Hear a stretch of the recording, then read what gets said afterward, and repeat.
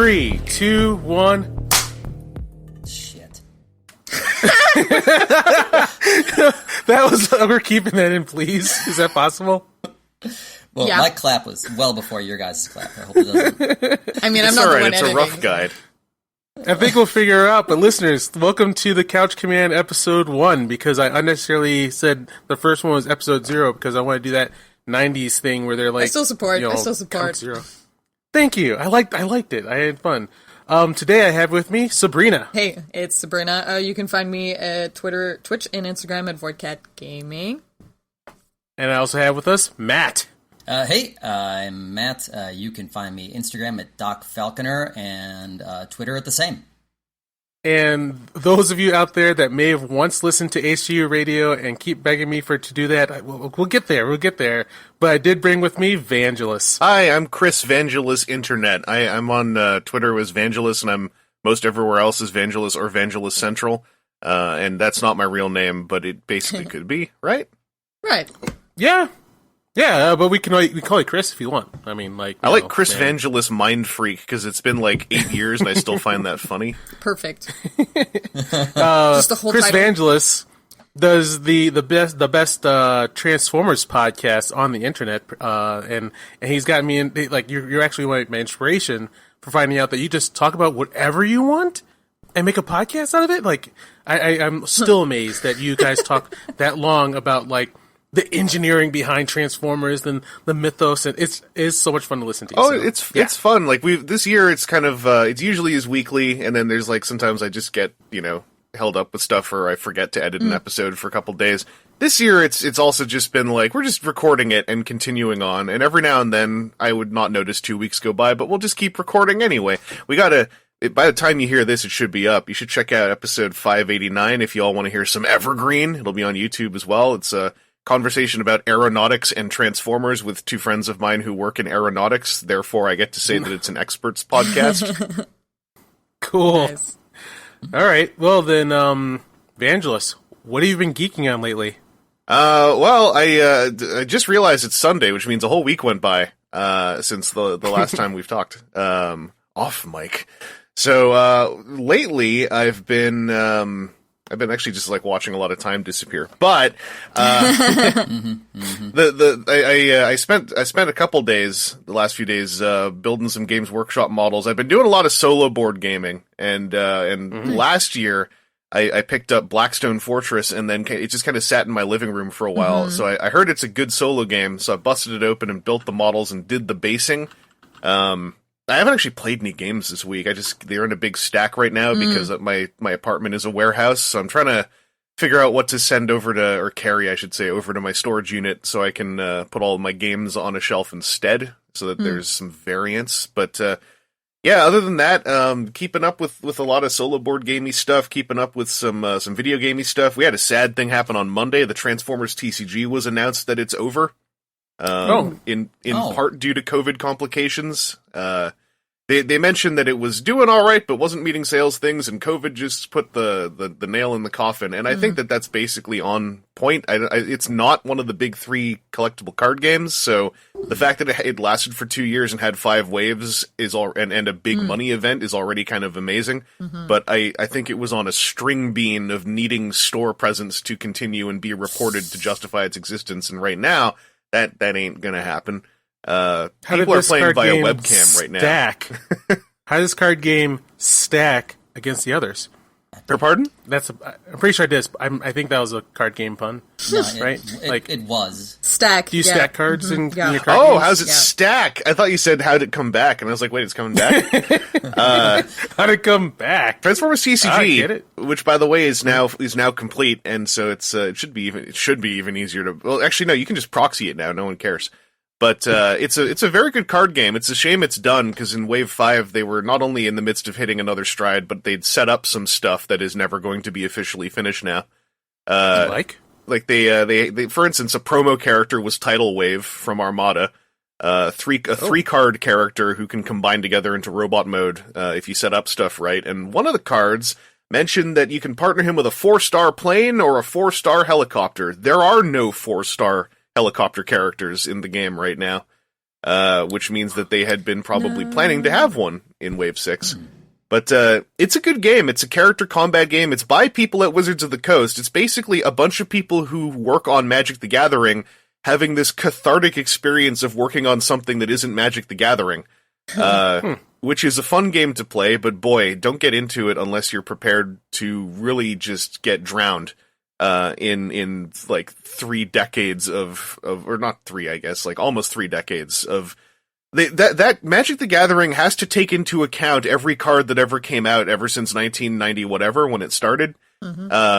And everything that they try to do as game designers is constantly hampered by the fact that Magic the Gathering is also a stock market that they cannot officially recognize, but they still recognize in the way they sell their product. It's a bummer. I tried to keep up. I really liked it. I got back into it in 2018, and a year of trying to keep up with it made me want to not keep up with it anymore. Which is like, it's such a shame because there is so much good about Magic, and there's also so much dangerous about Magic. Somewhat on purpose. The online version that's very popular, Arena, is literally a gacha game as far as getting new cards. The physical cards are kind of a lifeline for local gaming stores, and a lot of the ability for local gaming stores to sell them is not hampered, but it's made more difficult. Like Wizards, for instance, removed suggested retail price. So the cards still cost money, but they're like, oh, you just figure out what you want to charge for it, which means that all the stores now have to stare at each other until someone names a price, and then all of the players go like, hey, I thought it was no MSRP. So anyway, Transformers TCG, I do highly recommend. There's lots of ways to play it now. You can still find cards. Wave 5 might be kind of hard to find, because I'm not sure how much they printed due to COVID complications, but aside from playing it there's images of the cards everywhere if you're down with proxying. As I said, a lot of people since February have been playing with webcams, and that might be the future of the game right now, as some folks are starting up some initiatives. There's also a program called Octagon, OCTGN, and you can get an image pack to put the game into that and play it digitally. It's also on Tabletop Simulator. I need to figure out how to build decks in there, because basically the TTS mod, you get bags full of every card, but then I was like, so do I have to hand build the decks, but also in TTS, which is like slight uncanny valley for my brain. I'm hoping there's like a list importer I'm not aware of, but there's lots of ways to play the game now. It's just it's a shame that it's coming to an end, because it is an actual very good card game, and that's also doubly really cool because it's a Transformers thing that's not media or toys that was also good, and that's kind of rare in Transformers. Usually our toys, you can usually assume there's good toys, there's good comics, there's good TV shows. We got the Bumblebee movie as far as feature films, but when it comes to video games, card games, puzzles, etc., weird little tie-ins, usually it's very hit or miss. So it was kind of incredible in 2018 that a trading card game about Transformers was also good. Sadly, it was also was the art by the IDW people? The artwork for the first 2 waves was a mixture. A lot of the character cards were pulled from an old, now dead mobile game called Transformers Legends. And a lot of the battle cards, the small cards you actually shuffle, were literally just panels and covers from IDW. Wave 3, 4, and 5, was fully unique art, aside from some of the character cards, which shared packaging art with some of the Siege toys. But all the battle cards were unique art, and a ton of fan artists were pulled in to officially work on Transformers to help, not just with like line art, but like I know a lot of fan artists who got to do coloring work on those cards. And it was all headed up by like the project lead for the art on waves. I think the whole thing, but especially waves 3 onwards, was Sarah Petra Durocher, who's one of the best artists who has worked on Transformers. Who's also Canadian. And yeah, the original battle card art made the game elevate enormously. There was some very good stuff in there. There was even little bits of storytelling on the cards. Like there's a couple sets of cards where if you line them all up, it's kind of like, oh, this is a little story. I was always hoping when they hinted at that, one of them was going to literally be just people throwing one grenade back and forth. But we have some podcasts with the brand manager of the game over on WTF at TCG, which is our little side thing. Nice. And he confirmed to me in one of those that is not the story being told. But Yeah, I have lots of love for that game. I can talk about it for a long time, but other than that, I guess just for Keith, I'll say I watched a random Ultraman thing on YouTube. It was called it was the one that takes place after the Rube movie, where all the new generation Ultramen are fighting the guy who then I think is the villain of Z, but I can't remember. Was it 50 minutes on YouTube? Yeah, I can't remember the title now because it's one of those Ultraman titles with lots of words. Yeah, there's like I know. It's Ultra Galaxy Fight New Generation Heroes. And you only see them in the suits, right? Yes, and it sounds like a lot of the voice actors or a lot of the actual actors are doing the voices. Like I really liked it because I my favorite Ultraman thing is the Koichi Sakamoto film Ultra Galaxy Legend Mega Monster Battle, and I love that part primarily, not only because, but a lot of it is from the opening 20 minutes, which is just you get to see what Ultraman society looks like on the planet, the Land of Light, Nebula, M78. Thank you. Yeah. Yeah. So a lot of there's big chunks of this movie, which is a bunch of Ultramans chilling out in the Land of Light, getting told stuff by an elder Ultraman Taro, and I just like seeing Ultramen as Ultramen, i.e. the suits, like kind of just hanging out and interacting. I've never watched Rube, but I really liked how those two goofs were bouncing off the other characters. There's even a cute bit where, I forgot about this, but, they kept in mind that Jeed had never seen the Land of Light until this little feature thing. It's only 50 minutes, It's not a full feature. But, Jeed is like, oh, it's the Land of Light, this is really cool. And then, the Rube guys and Ultra Woman, I can't remember her name now, but the third character in Rube who merges with them to be the Super Rube, Groob. Oh, okay, I did not watch Rube.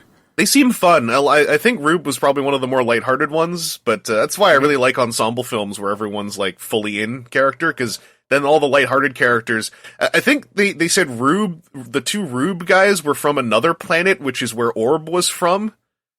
I still have to finish Orb, but Orb was on his home planet, which isn't M78.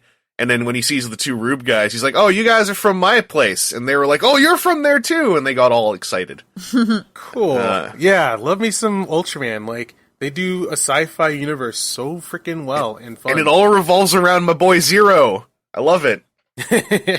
And have you watched Z at all? No, I figured out how to bootleg it off of YouTube, and I hope that doesn't get anyone in trouble if I say that. Because I don't want to. I'm not feeling it to start watching it, and I thought I'll just watch it whenever. And then I heard that episodes are only up for 2 weeks, so I heard that about 2 hours before episode 1 was going to go down. So I figured out how to. I already know how to rip videos off YouTube. But then I went and found that there is a way you can also pull the closed captions out separately as SRT files. So I got a little Ultraman Z folder going on of all that stuff, and I do wish to support it officially once I catch up. I just I'm a weird person. I fully embrace the a la carte world that we've entered into, and I really like watching stuff at my own pace. Yes. I really like Kamen Rider 01, and recently I just didn't get around to watching episode 39 until episode 40 came out yesterday. And so sometimes, even if I keep up with stuff weekly, I like being able to lag at my own pace, and then hey, I have 2 or 3 episodes to watch in a row. I rebel against the binge culture now. I don't want to be stressed out into having to keep up with everyone. When I have the feel for it, that's when I watch it. Same. And and I'll just say, I totally hear folks who are part of binge culture's problem is that it's all going up a full season at a time, and I get you.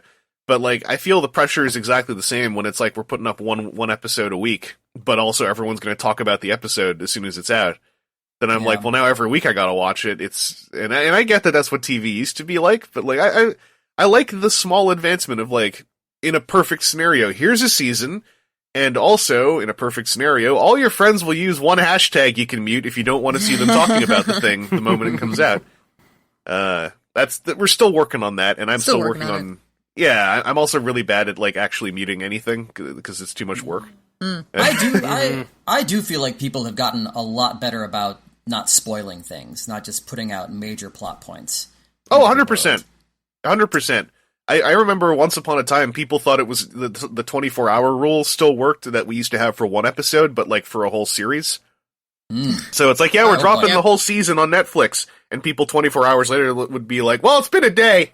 I'm sure if you really wanted to watch it. I think Here comes the plot cannon. You're going to hear it all. I feel unfortunate. I think what you guys might be experiencing is that has ended. That we're all watching. Like Game of Thrones was the last show that we were all watching together. Was it? We'll see about that. Yeah. So I mean, yeah. What else is there right now that people like care that You can't ask me on this a mass question. scale? I'm the person who like always watches the show 3 years after it's over. So. I love that though. Like every time I do that, and I see something well after the fact, like I know for a fact 4S Gridman's going to be that for me. Is I want to watch it. I just haven't felt the need yet. And whenever I do that, and I watch a really popular thing like years later, and then I go on Twitter, and I usually will wait until I finished it, because I'm always like, well, someone might try to be that, jerk. And I'll say like, hey, just watch this show. I know you all really liked it. And I really liked it. And I'll just, post like 3 tweets in a thread or something. Usually, by the time I watch it, like if you're a 3-year lag person, that just means all your friends who really liked it and since have moved on will have this sudden rush of immediate nostalgia.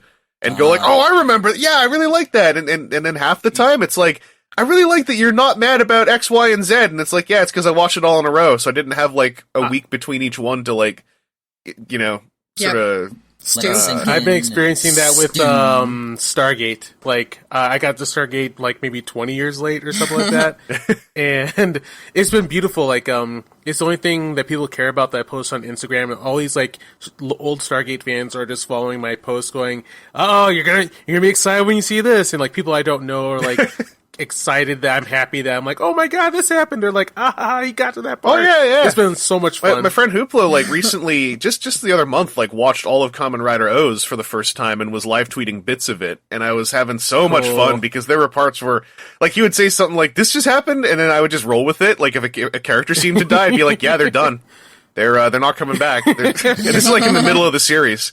He's like, "Did Mazul just?" I'm like, "Yeah, I hope you liked her." Sabrina has been that for me on all of my Stargating, Thank you. and you've been fantastic about it. Without like, I've been experiencing it, and you've not given away a single thing. And, Oh, thanks. yeah, I actually got real mad at a friend of ours because he kind of like tipped you towards Sunday, and I was like, no.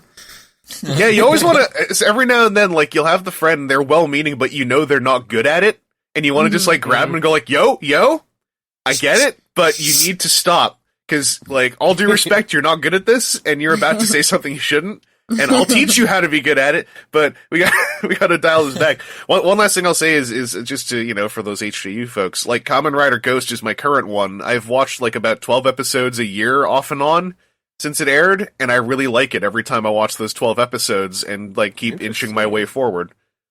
And that's the one everyone hates. That's one the everyone joke. agrees. Yeah.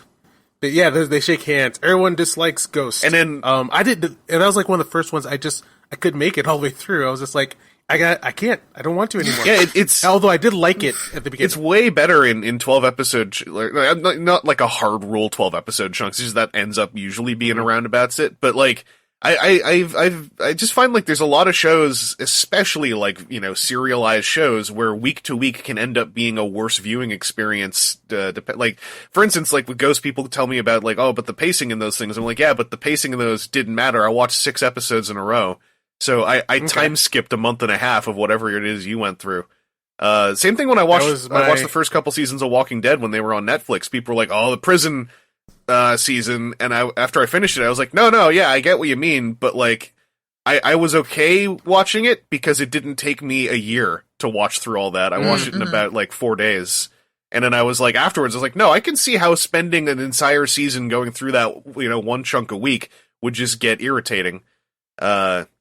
Also, shouts out, whenever I say nice things about Ghost, there's always at least 3 to 5 people who will pipe up and go, thank goodness someone's finally saying this. So, big ups to all the actual Ghost fans out there who are tired of the meme. I hear you. Cool. That was my Japan series. While I was in Japan, that was what was on, and I got to see like this weird holographic display in like their version of Target. And I have a video of it, and it's hard to figure out how it works. Like, it's hard to describe how things appear on screen and in the background, and you're like, wait, no, there's no camera. Wait, how would that even happen? yeah. Anyway, that was my Jeff, my Japan Ghost experience. Like, how do they do that? I think holotech is super cool, and I think it's kind of nuts that it's not like that. That's all it is. Still, is like it's a cool gimmick for in-store displays or like at theme parks. I'm kind of like I always feel like holographic display stuff could be interesting with some at-home uses. I don't really know what, I guess, but it's just weird to me that like even now it's like, yeah, I saw it in a store. Right. I always think of that 90s Sega game with the cowboy. Yeah. Oh yeah. Was that Dark Tower? No. God, what was it called? Time something? Yeah, there were two of them. It was like a big really? special console that had like a fighting game and the cowboy game. And I think that was it. There might have been one more. But yeah, it was like not American Laser games. Those were the Laserdisc ones. But yeah, I know what you mean. They projected it so it looked like this little cowboy you were controlling. It was actual people. It was an FMV game that was shot in wide. And then they just removed the background and projected all the little people. And it looked like they were little two-dimensional people walking around in a black void in front of you.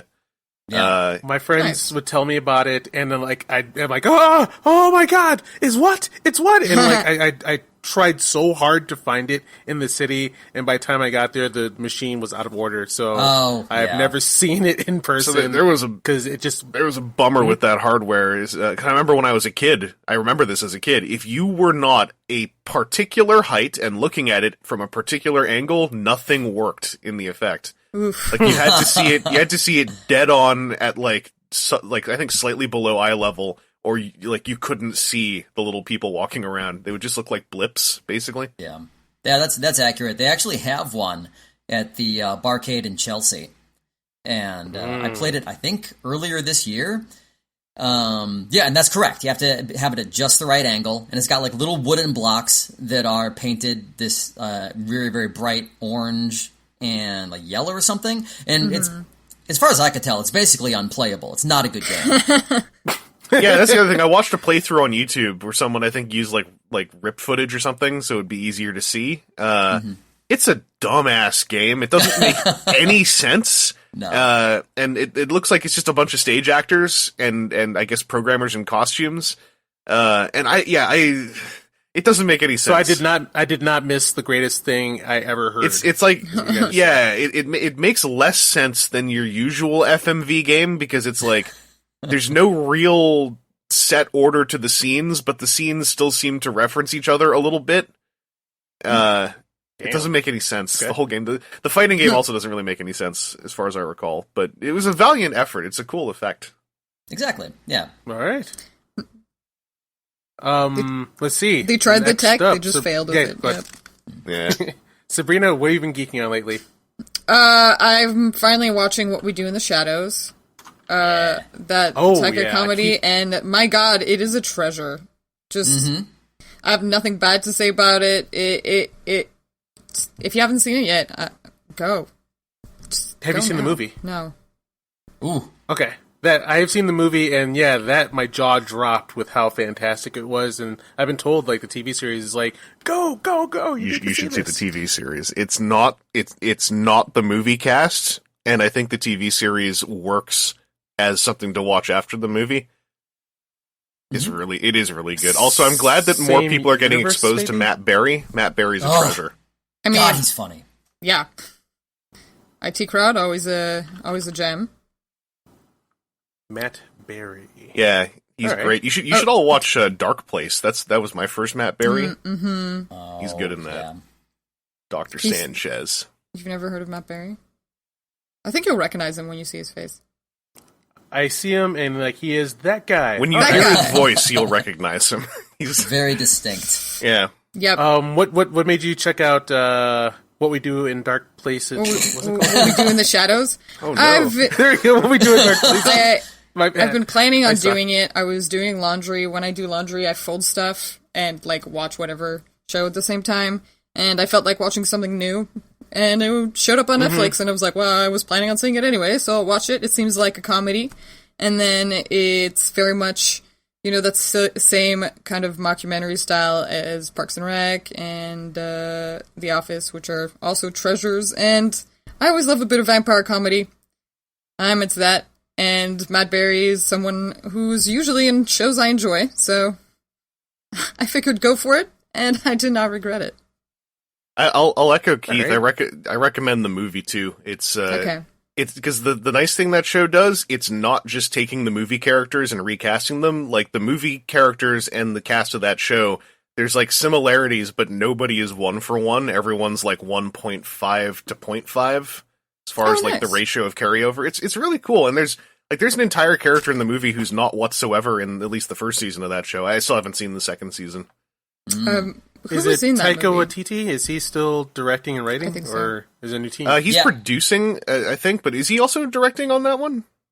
I think I thought he was. I thought it was him and Jermaine that were. Oh yeah. They are both involved, and Taika does appear at one point in the TV series in the way that he would Cool. if he is And it's- appearing in it. phenomenal. Yeah. I have a iffy relationship with that man now, because like he blew me away with Thor Ragnarok, and then like I was like, oh my god, are we best friends? Let me get your Blu-ray. I'm gonna listen to the commentary track, and like we're gonna like have the same childhood, and like all he did was just fuck around on the commentary track. He gave no insights. He just made fun of everything, and I was just like, okay, How all right. dare you. Like, I thought we were gonna talk about movies here, and all you're doing is making jokes like the Searcher scene where like the devil thing is singing it's thrown on fire. He goes, that's actually me, and they set me on fire that day. I'm like, oh, dude, like, is that you or not? I can't tell when your jokes end and start. I'm actually. Or did you ever? I'm really happy to hear there is a commentary track, because that's a pretty recent movie, and I wasn't sure if they were still doing commentary tracks. Yeah, it's there. I'm not sure. Like, I tapped out because I was like, "You're just fucking with me," and so yeah, I can tell how much of what I enjoyed was him, and how much was it maybe the producing style of Kevin Feige. And I'd say then I saw him actually in an interview. He did a YouTube podcast interview thing with the Russo brother, one of them, and they're just geeking about Flash Gordon. And there they started being like serious about what they love, and then he showed me, no, Keith, I'm right here, we are friends. He just didn't bring it to the movie sound commentary. I've liked a bunch of his movies, and I can tell you that like if you did like Thor Ragnarok, like a good chunk of what people who like it end up liking is like a lot of his input. There's What We Do in the Shadows is still like really the movie of his I'd talk about. There was another one though I saw with I gotta go look it up. Jojo Rabbit. Who's in the movie? Not Jojo Rabbit. I didn't see that one yet. There was you another should. one. Totally. Yeah, Okay. I do want to see that one. There was another one, and I'm not going to go look it up. I'm not going to remember right now. But Okay. I generally enjoyed stuff he does. Like that attitude in the commentary track is kind of like I mean I kind of resonate with that attitude, admittedly. But Me too. yeah, like I mean that's also I think part of what I like in someone who's getting to work on large scale projects is I don't know. I like subversive attitudes who also get given lots of money, because I don't think it happens enough right now. I agree with you wholeheartedly. Yeah, like Sabrina. Oh, well, yeah. Cut. oh yeah, no worries. I was gonna say like sort of a parallel, not the same vein is fellow who did Mad Max. Like whenever that guy he did Fury Road, he got a ton of money. And he's also like, yeah, I'm not, like, I don't really want to do any of, like, the Hollywood franchisey stuff, and I want all these trucks to exist in real life. He went from, like, Mad Max Road Warrior to, like, Penguin Happy Feet to Babe in the City with a Pig, and then he came back, he's like, nah, I still got it, and did Fury Road. Like, this guy, that guy's crazy, and he almost did Justice League, but that fell through many years ago. Yeah, Anyway. yeah. There's lots of folks where I'm just like I'm happy when some specific folks just get to do a big project, but usually when they do a little project, like What We Do in the Shadows, the film is a pretty low key project. Like I think that whole movie was kickstarted or Indiegogo'd, and it's I did not know that. Impressive. yeah, that's what my brother told me. Like I had the pleasure of getting to see that movie in a theater, not knowing anything about it, because my brother was a fan of the folks who worked on it. So I saw that movie sight unseen, which was great. But yeah, I was going to ask Sabrina about other things that you geek on. I see you playing Star Wars: The Old Republic. How well do you feel that game stacks up against Mass Effect? Oh, well, it doesn't. I play Star Wars: The Old Republic because a friend of mine plays it, and I want to play it with him, but it's fun to play a Sith and to, like, just make jokes about murdering everyone, but I'm the wrong person to ask. I'm really not a big fan of MMOs construction in the first place. It's important to me that, like, world building is solid, and Mass Effect has amazing world building, and Star Wars, The Old Republic has kind of, like, your typical, you would expect MMO shenanigans, you know, like, go blow up this many food caches, that sort of thing. So I was kind of hoping the reason why you were playing it was like, hey, if you really want some more KOTOR / Mass Effect, you gotta go over here. Okay. I'm... Never mind. No, I've actually been playing a lot of Monster Train. That's what I've been playing a lot of. I saw that. I don't know what that is. It's been compared 1,000 times to me as to Slay the Spire. People are always asking me how it compares to that game, and I'm like, I've never played Slay the Spire, so I can't help you. I'm sorry. The reason I picked up Monster Train specifically is because one of my friends from college is one of the artists that worked on the card design. So Monster Train is kind of like a collectible card game type deck building game, but the concept is there's like 5 different species of Hellborn, and they're like the 5 colors like magic, basically. So you have a green deck, and that green deck is spikes and regeneration. The blue deck is spell damage and frost, which is like a stacking long-term damage. Red is, you know, hurt spells and big damaged creatures. Black is like a morsel deck. So you eat little morsels and they give you powers, and then different monsters have gorge. So like one of them, every time he eats a morsel, it gives him a lifesteal. So it's very much like a black deck, like Magic too. You have lifesteal in the black one. And then the white one is a bunch of candles that melt out, but every time they get reformed, they are stronger, and you reform them with like literal reform cards that look like the art is adorable. You have some really broken mechanics. There's no actual multiplayer because you can't have a game that's multiplayer like this because like the decks would be OP against each other. The goal is to defeat the angels who are trying to put out the fires of hell, and you're trying to relight them. Cool. And I didn't know that you were a card slinger. I always had that issue with deck building games like Magic especially, because Magic's one that my brother got into like in the 90s. We lived in Canada, but a best friend of my mom's worked 3 months of the year in Seattle, so he would fly to Seattle, and then he would buy Magic cards for me, my brother, and his son. But I was like 5, 6, 7 at the time, so like I really didn't get Magic, but my brother was amazing at it. He just has like this mathematical brain. He's amazing at deck building, and he wanted me to test decks, help him test decks.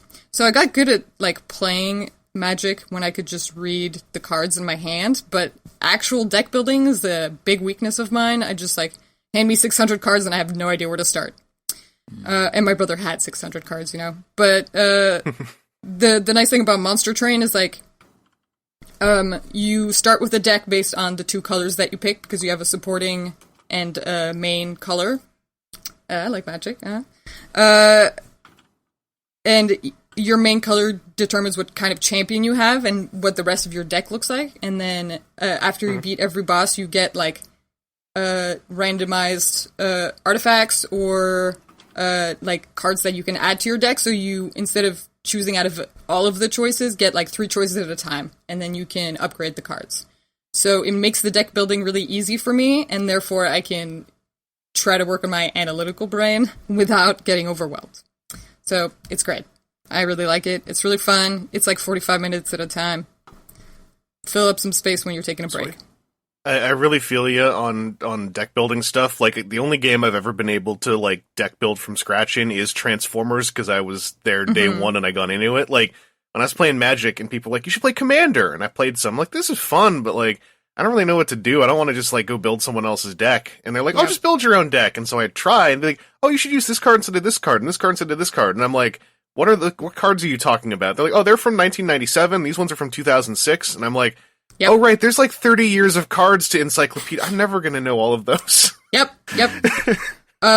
Well, Magic has that system now, especially if you're going to enter a tournament where it has to be within a set amount of releases. So after a year and a half or so, you're not even allowed to use that card in a deck. So yeah, that was the thing that I don't mean to keep bringing up. That's the thing that kind of killed me is I got in with a standard format I really liked, standard cycles every year and a half. Well, more like a year and a half to 2 years, I think, but. Standard cycles, it sets a lot in a kind of staggered thing, and so after a bit I was like, oh, the cards I really like are cycling out, so I thought, oh, I should play Modern. Modern's the one that uses everything from 06 onwards, and it seems popular, and I built one Modern deck, and then the whole format was terrifying to watch from afar, so I barely ever played it. And then I looked at Commander, and that one was fun with friends, but then the more you play with random people, the more it's I feel like I'm just sort of chilling out watching the really clever person do their magic trick with their deck that they put together. And with Magic, it's a lot about knowing the secret combinations of things. And with Monster Train, it's fun because you just get to throw shit out and see what sticks together, and you get surprised by combinations instead of having to deduce them based on the 6,000 cards that are available. Yeah. There's not a lot. There's a couple of really cool games that kind of use concepts like that to make them more accessible. Keyforge is just the booster packs are the decks, or Marvel Champions. You can deck build, but you can also just take the 2 micro decks of 2 different aspects and put them with a hero deck, and you're done. So you're like, oh, I'm playing Iron Man, Charisma, laser guns. I just made that up, but there was one other one. Skytear is really cool. That's like a MOBA, but that's one where it's there's some deck building, but it's you build a micro deck that goes with 5 little micro decks. Each one goes with a character. You sit down with your 5 characters, and then each player gets to veto one character off the other person's team, and you put the rest of the cards together in a deck. Nice. Micro deck You can't assembly. have Superman. Get that out of here. Exactly. Or if your buddies wasted you every single time with Kevin the Chef. That's not a real character. But you're I'm getting sick and tired of getting beaten by Kevin the Chef. I'm vetoing Kevin the Chef. And if you know your friends, but I always play with Kevin the Chef. And you're like, that's right. Yeah, exactly. Play with someone else. Don't try to pull that on me every time. Come on, man. No Kevin the Chef meta at my table.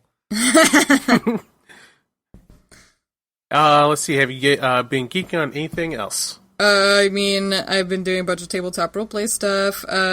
My not the podcast, because this is the podcast. My Twitch stream. One of them. We officially do tabletops every Saturday now. So 2 of the Saturdays every month are going to be a persistent campaign based on Scion, which is a system that was described to me. This is how it got my attention, as American Gods meets the Percy Jackson books.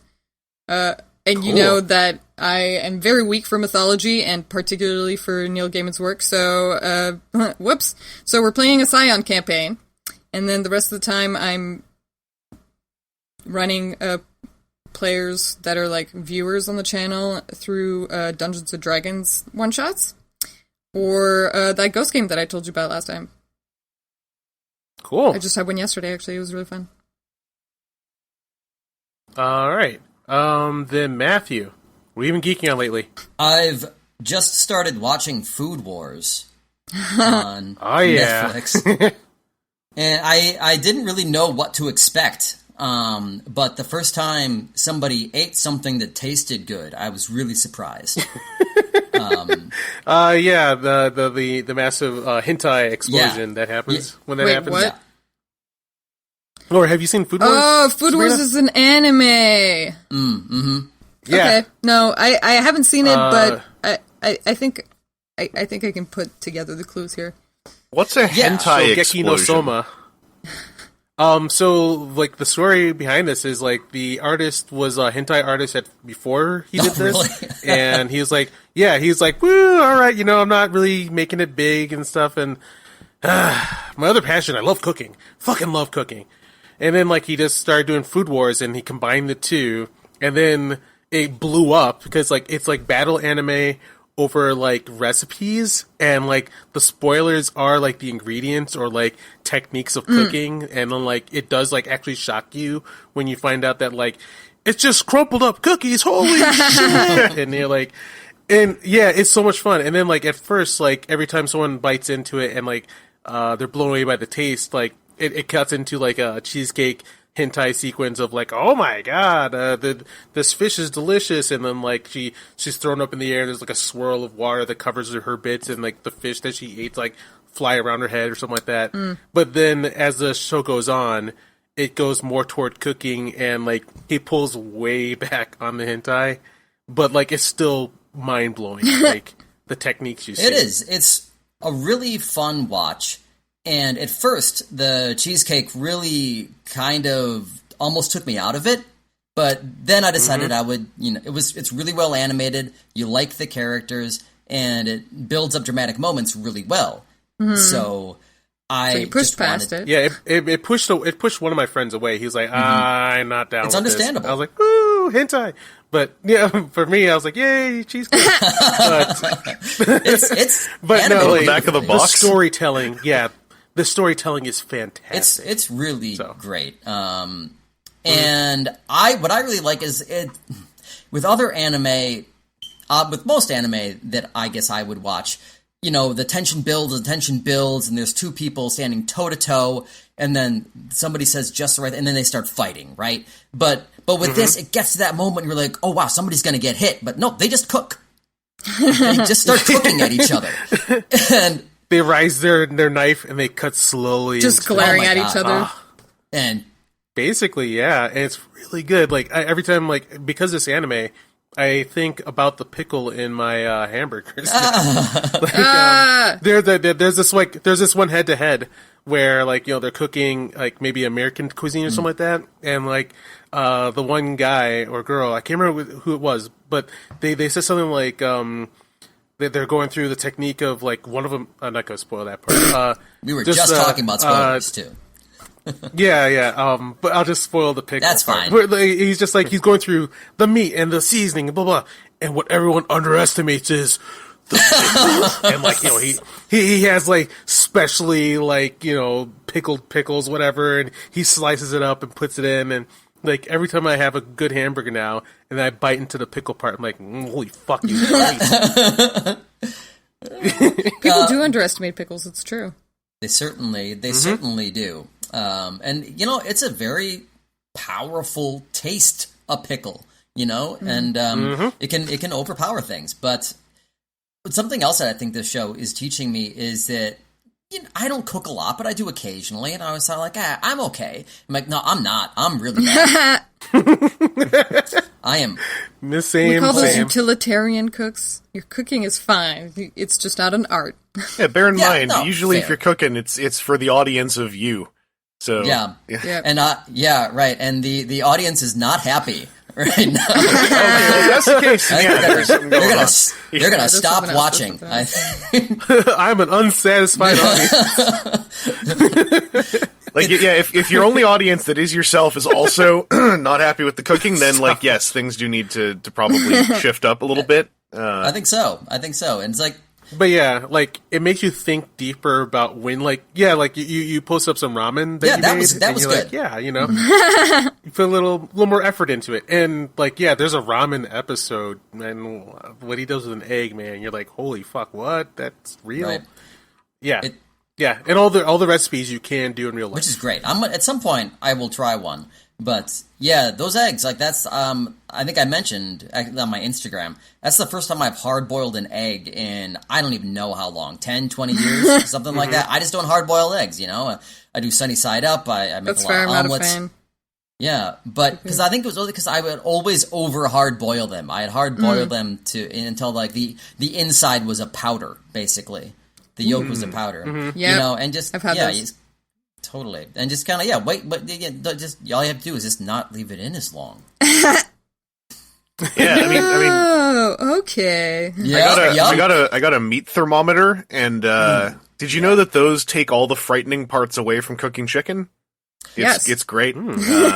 I am, you know what? I've been thinking about getting a meat thermometer for some time for that very reason, and that's why my chicken is always dry, because I'm terrified of getting salmonella. Yeah, all you do is, if you're doing chicken breasts, you do one side till the color, the whiteness has creeped up about, a centimeter or two, so you can see it coming up. You flip them over. Usually I'll throw in like a pat of butter and some garlic and like start spooning the butter as you do. But then yeah.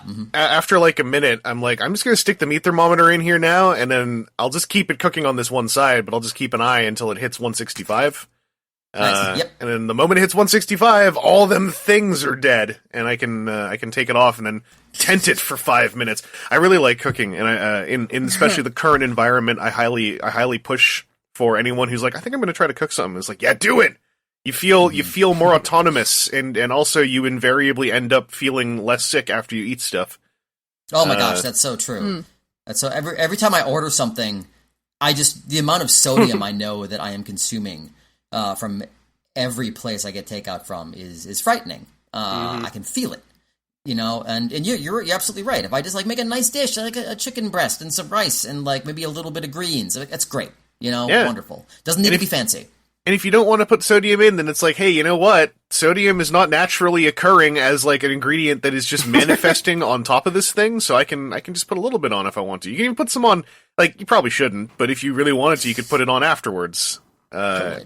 They won't be quite as nice, but it's, it's fun to experiment, and there's a lot of really straightforward recipes that are like, once you learn them, you feel like a badass. Like, once I figured out how to do really nice fancy scrambled eggs, it's actually not like it's a little bit tricky, but then once you do it, you're like, all right, so I kind of ripped this off from a couple different places and mashed it together into my own thing. Of course. But I take a saucepan and I'll crack, say, like 2 or 3 eggs into it, throw in a pat of butter and a bit of garlic salt, and stir that around a little bit, and then I'll put it onto the heat. I'll put it onto the cold element and then get the heat going up to medium. Keep stirring it around as the butter melts. Keep stirring it. The moment you start to see it, solidify a little bit on the very bottom, like, it stops being liquid, starts becoming, gel and solid. Take it off the heat, stir it around a whole bunch, add a little shot of milk to slow the cooking process down, put it back on the heat, and then just keep stirring it. If it feels like it's getting solid faster than you want, just lift it up and keep stirring it for a little bit. You can put like some green onion in as well if you want to, or whatever else. Just keep doing that, and then once you no longer see any transparency, even if it's a little bit liquidy, stir it up a little bit more, turn the heat off, keep it on that element, stir it, take it off, put it somewhere else, make some toast, and then put it on top of toast, and it's really nice. Huh. So it's if that sounds familiar, some of that is stolen right out of the Gordon Ramsay YouTube video, but dude's like, use creme fraiche or something, and I'm like, okay, what if I just use milk? And it turns out it works out more or less the same, in my opinion. I wouldn't probably say that to like a chef's face, but like as far as me cooking at home, where it doesn't matter. Like, if I can't taste the difference, I'm not going to worry about it. Yeah, and having like nice scrambled eggs, the classic homemade scrambled egg is done in a big frying pan where you basically get these little like rubber popcorns of like stuff. So this way it's more creamy, so it's a bit more of an actual sandwich topper. Usually right now I've been adding a couple, like a little sprinkle of nutritional yeast flakes onto it. They add a bit of an umami flavor, which works well with the egg. It's a little bit cheesy almost. And they bring out the yellow color in the eggs more, so it just looks nicer as well. And they add a bit more protein. I only have them because I inherited them from a friend who was moving, and I inherited most of their kitchen. Nice. So I got a lot of weird stuff. I finally made use of the canned pears. I was trying to make steel cut oats. So I got this deranged thing I make now where it's like, I'll make steel cut oats, and we add 3 tablespoons of peanut butter and a drizzle of maple syrup and half a can or a can of halved pears. And I use like the pear water from the can as part of the water for the steel cut oats. Damn. Smart. Nice. So it's like peanut butter pear oatmeal.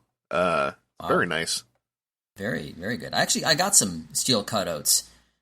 Steel cut Quaker oats not too long ago. And then on the silo of it, I didn't notice I could not microwave them. It says I need to make them on the stovetop, and so I have not made them yet.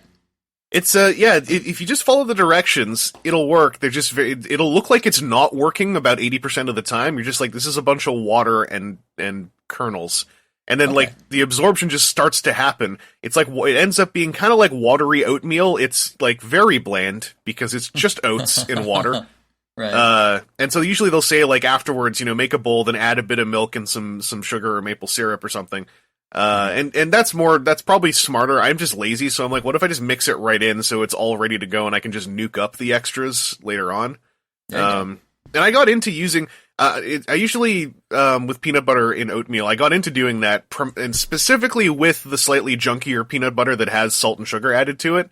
Like, your regular peanut butters, not the organic ones. But I like using peanut butter as a sweetener because somehow its creaminess and the peanut flavor, the saltiness of the peanut flavor mixes with the oats really well and brings out the natural and unnatural sugars they add. And then you don't need to actually add like full on sugar on top or something if you want it to be sweeter. Nice. I'll give that a shot. I had not considered it, but it's good stuff.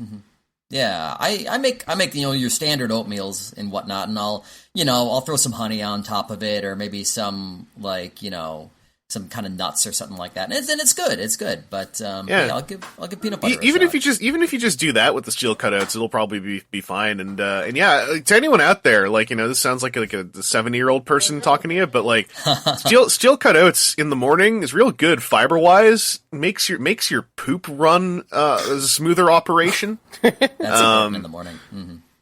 And it's also comfort food because it's just like warm, sometimes slightly sweet, like mush.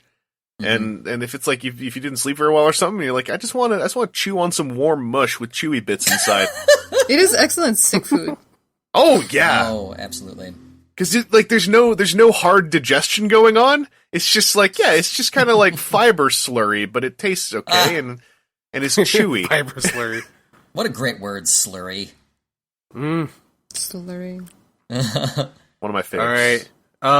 Been geeking on anything else, Mr. Matthew? I've been playing Ring Fit Adventure. I want to play that. It sells out everywhere whenever I have money. That looks cool. So jealous. I got very lucky. I basically set up an alert and I found out they had it in stock at GameStop and I scooped it up immediately. And honestly, I was shocked at how effective it is. Yeah. The concept sounds bad and that it shouldn't work because it's just a gimmick. But it works, and I agree with you. I was like, gosh, I don't know. But it got so many good reviews, I wanted to try it. But they send you this ring, right? And one of the Joy-Cons snaps into the ring, and then the other Joy-Con straps onto your leg. And it does a really great job of keeping track of your body. So, in the game, basically what it is you're a character who is running through this land and defeating monsters using your exercise moves. And and so like the Joy-Con on your leg keeps track of your running, and then the Joy-Con in the ring keeps track of what you're doing with the ring, whether you're putting it above your head or like squeezing it or pulling it, and the ring has a surprising amount of resistance to it. And it gives you a genuine workout. It's literally like basically your character in the game is using Pilates to fight monsters. Yeah. My roommate, who's really into fitness, described it as like a HIIT workout or something. Yeah, HIIT workout. So I guess that's what it is. But honestly, like I played it I think 8 times, and my pants already fit better. Oh, nice. Nice. I'm always a fan of something that gamifies exercise or like healthy habits or whatever. I use Habitica specifically for that reason because it like tracks stuff for you, so you don't have to think about it, but also rewards you, which is always nice. Ooh, you got to have those rewards. You said Habiticus? Habitica, like the word habit. Oh, and ICA. It's kind of like you put in all of your daily tasks, your to-do lists, and every time you finish something, you click on it, and it like you have a chance of getting an egg or some food that you can give to different mounts. So you collect like all of the different colors of animals and stuff, or you just level up. Then you get certain powers. For example, you can be a rogue, and then the rogue can like avoid certain tasks, so you don't feel bad for skipping a task a couple days. That sort of thing. Just gamifying and giving you points. Useful. It is very helpful, especially for, us who were raised in a generation of video games being like, you got another coin, you got another coin, and we're like waiting for that to happen in real life. We just want it, so. I need it. I'm going to try that. Well, sign up, and Same. we can join a group together and then defeat, like, dust bunnies and things as a Ooh. group. Absolutely. It's cute. It's a cute thing. We can go on get your shit done quests. All right. Sounds good to me. All right, let's start a team. Here we go. done. Well, Nice. not done, but Keith, what are you geeking out on? Well, thanks for asking. So, like, there's been like a slow trickle of a trigger that started with the return of Karate Kid and Cobra Kai, where I forgot how much I was once a part of like the martial art geekdom that existed, and like my friend has been recommending me like all these like 80s, 90s ones, and like I've been just going down that well and just kind of having my mind blown. There's just these people who aren't good actors, but they put all their heart into it. The directing's cheesy, but it has a certain kind of rhythm and feel that keeps you kinetically going. Things are almost laughable, but you find yourself locked into like the world that they're in, and you're having a great time. Like the latest one that I've been watching was called American Shaolin. I just watched that last night, and usually if you have American in like the martial art title, that to me it's gonna be a little iffy. Like American Ninja, it's a classic, but fuck that thing. The martial arts weren't that good, and they made ninjas look weak, and like the fights, they're okay. But like, you know, this one starts off as like a Karate Kid ripoff, and you're like, okay, let's see how you do this. So it starts off with like the kid, he gets his ass beat by the bully who fights dirty, and then he's like, I want to become a Shaolin monk to improve my fighting, and like you're like, wait a second, like Shaolin monks so you can fight better? In a tournament, that doesn't usually work, and suddenly like he goes to China, and he goes to this temple, and he's being like cocky American guy, and just like, okay, is he gonna try to show the East how cool it is to be American?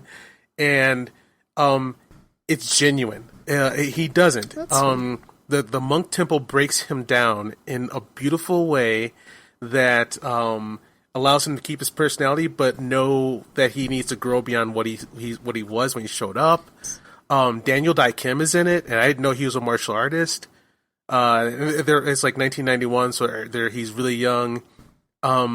And yeah, like it keeps on going through like all this training that he does at the temple, and like how he fucks up, and then he almost gets kicked out, and then like these beautiful lessons about like how the things that like I thought were going to be him being too cool for the East ended up being him. The movie itself was like, no, we know he's being an asshole, and dude, you're being an asshole. You're going against. You came here to learn from us, but you keep on being a quote unquote rebel. But you're fighting yourself, and like eventually he humbles himself. He goes to this final challenge, and like he shouts out, "I am a Shaolin monk," and does this pose, and like I cheered. I was like, "Holy hell!" And then he does fight the bully at the end, but he's humble. He understands that, you know, fighting isn't for yourself, and it was just a fantastic ride. And it started off like the trip to this movie started off with a movie called No Retreat, No Surrender. If you guys have heard of that one, no. Well, someone sure has. Is that the old Cynthia Rothrock joint, or am I thinking of something else? Oh, that's No Retreat, No Surrender too.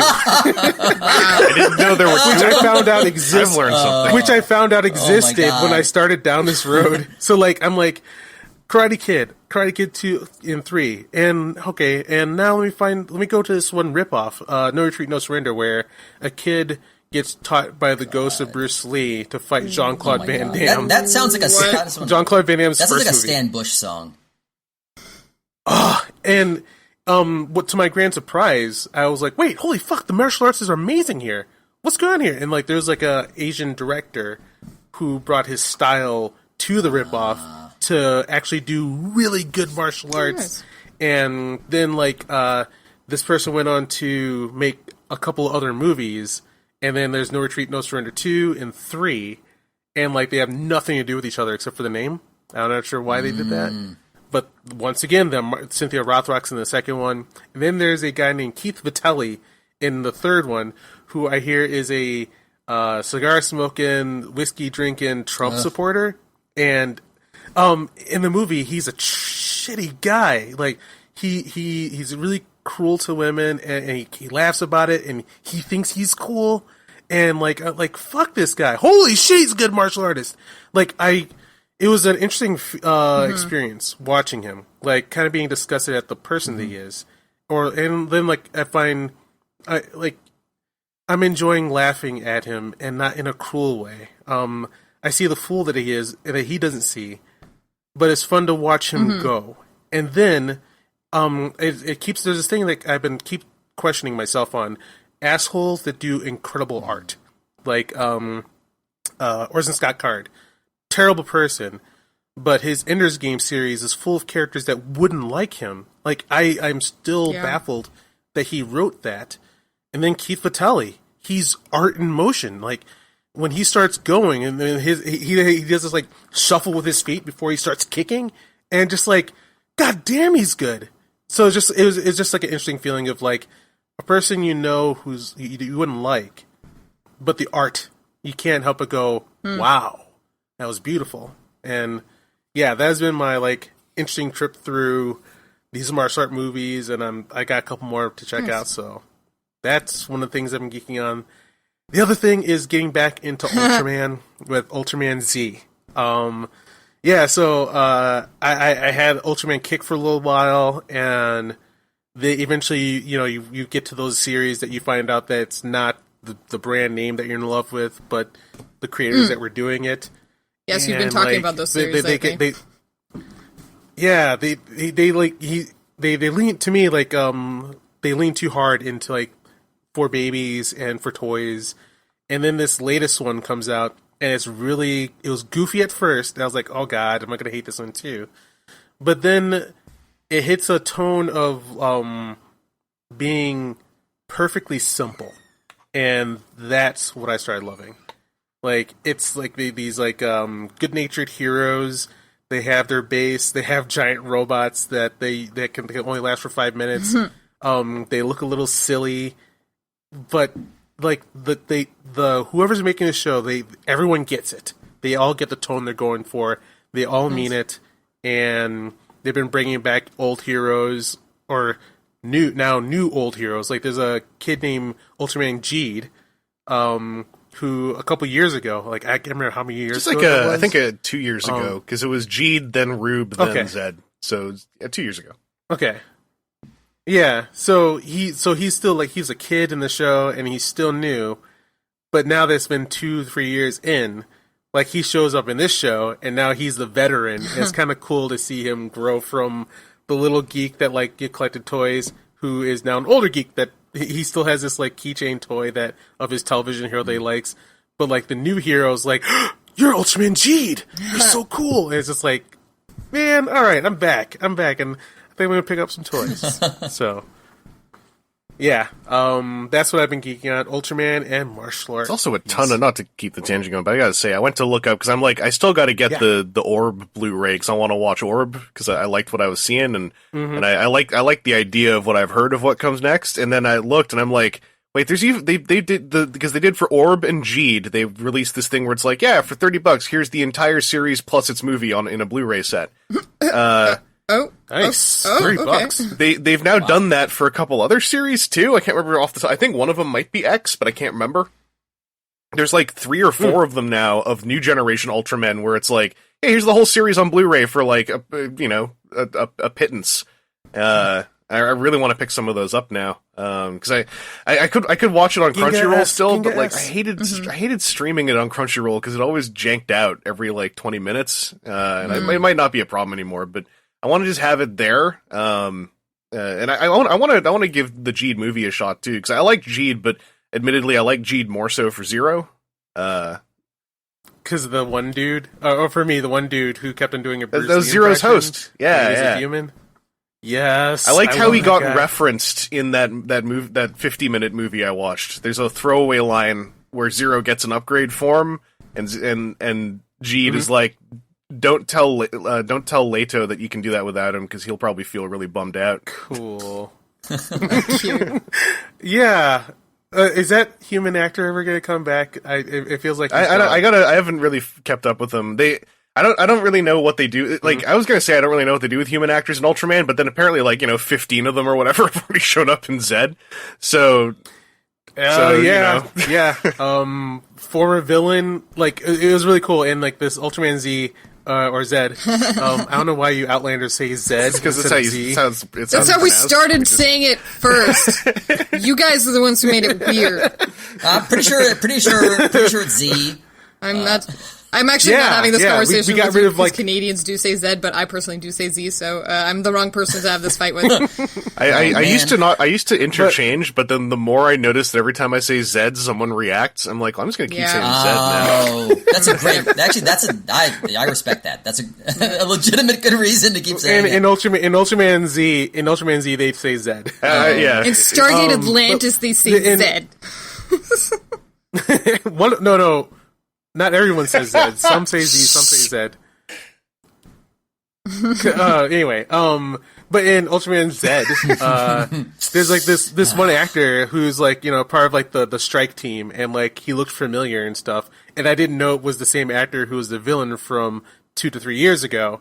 And then like an episode happens where he kind of like smirks, looks at the camera, and goes, "I haven't been pumped up in a while." It turns out he is the character from 2-3 years ago. He's not playing a different character. He's the villain hiding himself in another universe, and it's so much fun. Like, precious. Yeah, and then like the hero from a couple years ago runs into him and says, "What the fuck are you doing here?"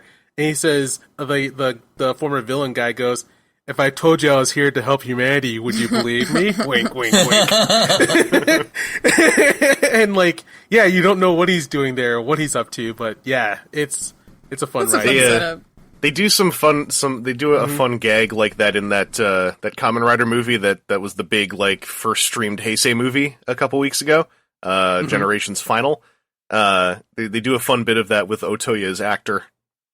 In a literal fourth wall moment, because he's also in Build as a completely different character. Yes, say no more, please. Don't spoil this one for me. It's fun. Also, he looks younger in Build than he did in Kiva, which is crazy. Yes, because he does. It's been like nearly 10. Was it literally 10 years? Yes, I can't even remember. No, it was slightly less than 10 years, but that doesn't change much. My gosh. Otoya, the crackhead womanizer who likes to build violence. He is a very cool character in Build. They even put a little Kiva nod when he's in Build and they add him to the opening sequence.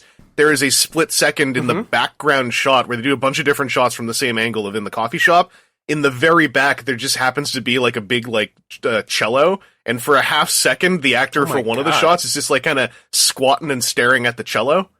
And it's like, oh, you know that they did that on purpose. This guy. Oh, they sure did. Nice. No shot makes it in there on accident. Yeah. That's not how shots work. That guy, he's such a good actor. Kiva was like one of my first Kamen Riders where I go, oh, not all this is going to blow my mind. But every time he was on the screen, like, he's just a goofball. He's so good in Build. Oh, Kazumin. I'll be going back to Build. I got the SHF set of his fig arts where it's him. It's like a special set they did with him and 3 fig art zeros, and the art is themed after the fact that his character is a potato farmer. So it's like the Sawatari Farm set, and it has like this potato farm with all the figures standing in it. It's great. Amazing. Cool. All right. I think that's going to be the end of what we've been geeking on. We're going to stop our recording, and we'll meet you on the other side to take on the space vampires in Lifeforce. I thought you were just going to say space vampires and leave it there, and I would have been cool with that.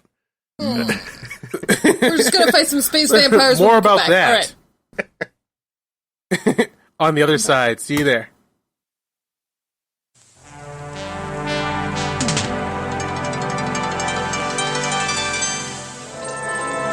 From the director of Poltergeist and the writer of Alien comes a terrifying new film. I'm getting a very small radar cross-section. 150 miles long. EGR's confirmed. Tell them we have an artificial object out here. In the tail of Halley's Comet, there's something wrong. Something ancient. Something evil. Jesus.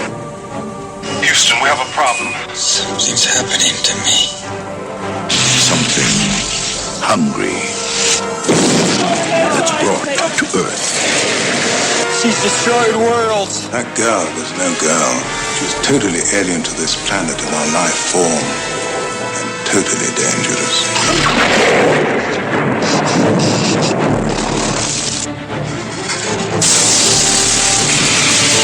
I've just found a body in Hyde Park.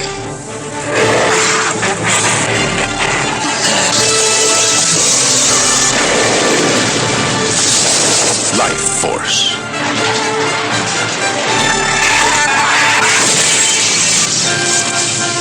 Close your eyes. Visited you how? In my mind.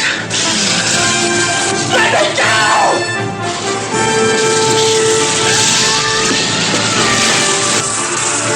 It's already spreading. You didn't stop it. It's too late.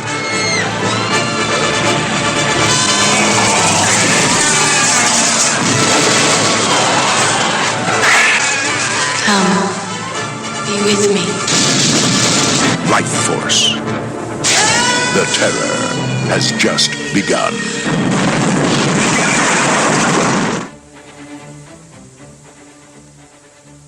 Three, two, one.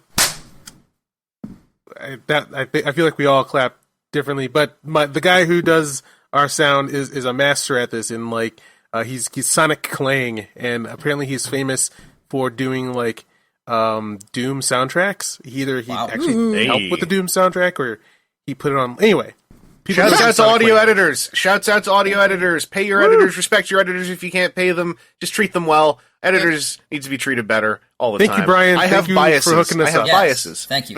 And so remember to clap. Now here we are to talk about Lifeforce. One of the things I've been like excited to do on this podcast is like make my friends watch like crazy movies that like otherwise they wouldn't have time to watch, and I'm prepared for the potential disappointment that you guys might have had in it, because I watched like a favorite YouTuber of mine, and I was like, I can't wait to see what she thinks, because I love this movie. And she was like, what the fuck was that? Oh yeah, she was very, very impressed. Comic Book Girl 19, also Danica something. She was very impressed. She was very impressed by what she saw, but she didn't understand what she saw. And she's like, it was all over the place and a little boring in places. So what the hell happened? So we'll start with Matt. Boom, got you. Yeah, you surprised? What do you think of Lifeforce? It was all over the place. It really, really was. This movie wanted to be so many things. Yes. I will say, right off the bat, I was shocked by the production values. I did not expect them to be so good. For real. I think they spent all of their money on the special effects. Yeah, I mean, this is like the mid-'80s, right? Is when this came out? Yep. And like the shuttle, the space shuttle came into view in space, and I'm like, that looks solid. Right there. It's gorgeous still. Yeah, and those giant solar sails and everything. But yeah, just like the over... Oh yeah, the miniatures were awesome. Yeah, oh my gosh, the miniatures. Yeah, like, really quickly on that, like, a lot of this podcast came from the destruction of Star Wars for me, and like me trying to retread back on like, so wait, what did I used to like in movies? And so I there's like this way you can hack your Fire Stick and like unlock like unlimited movies, and you can find like these like things you've never heard of, and you click on it, and then like there's like a movie that I hope we get to review called Galaxy of Terror. Oh. You turn it on, you're like, what's this bullshit? Oh, holy shit! And then like the production value will blow you away, and it's a lot. There's a lot of 80s movies like that where you're like, it sounds cheesy, and it is, but once you get in there, you're like, why does everything look amazing? Right. Yeah, totally. Yeah, but just like, I'm not going to get into my list yet of things, but just from like the 20,000 foot situation. Overall, I did enjoy it. I actually agree. There were parts that I was bored. There were moments where I just I was all full up on Lifeforce, and so I paused the movie, went and did something else, and came back to it. And I love the practical effects. So many of those were just great to see. And at a number of points, the practical effects, I'm like, okay, this doesn't look real at all. Of course it doesn't look real, but it's still beautiful. They're damn good effects. Yeah, really. The drained people puppets, the animatronics, were amazing. Yes. So, they were amazing, just amazing. So yeah, like I think you hit a good way of how we'll do our podcast, where each one of us will do a general take, and then we'll run down our list of like notes. Yeah. Is that cool? Yeah, totally. So my overall take, I mean, it's problematic most of the way through. But overall, I did enjoy it. It wanted to be so many things, and it succeeded in a lot of them, didn't succeed in others. But if you're looking for a cheesy, trying really hard, and for the most part succeeding horror movie with space, then this is what you're looking for. Cool. All right, Sabrina, what'd you think? Can I go last? Oh, yeah. Vangelus, you go. Yeah, I never heard of this until you told me to check it out for this podcast, and I was actually locked in for the entire movie. I was like riveted because I actually very much agree. It's a beautiful movie, and it's a complete mess of interesting ideas. It's like I thought of it as a bunch of 1/5 of a bunch of movies I would like to watch, and then like it was for the first like act. It feels like, no, this is kind of cool. This feels like this could go somewhere. And then, like, it really, it's about, a third of the way in when the idea wall starts to widen.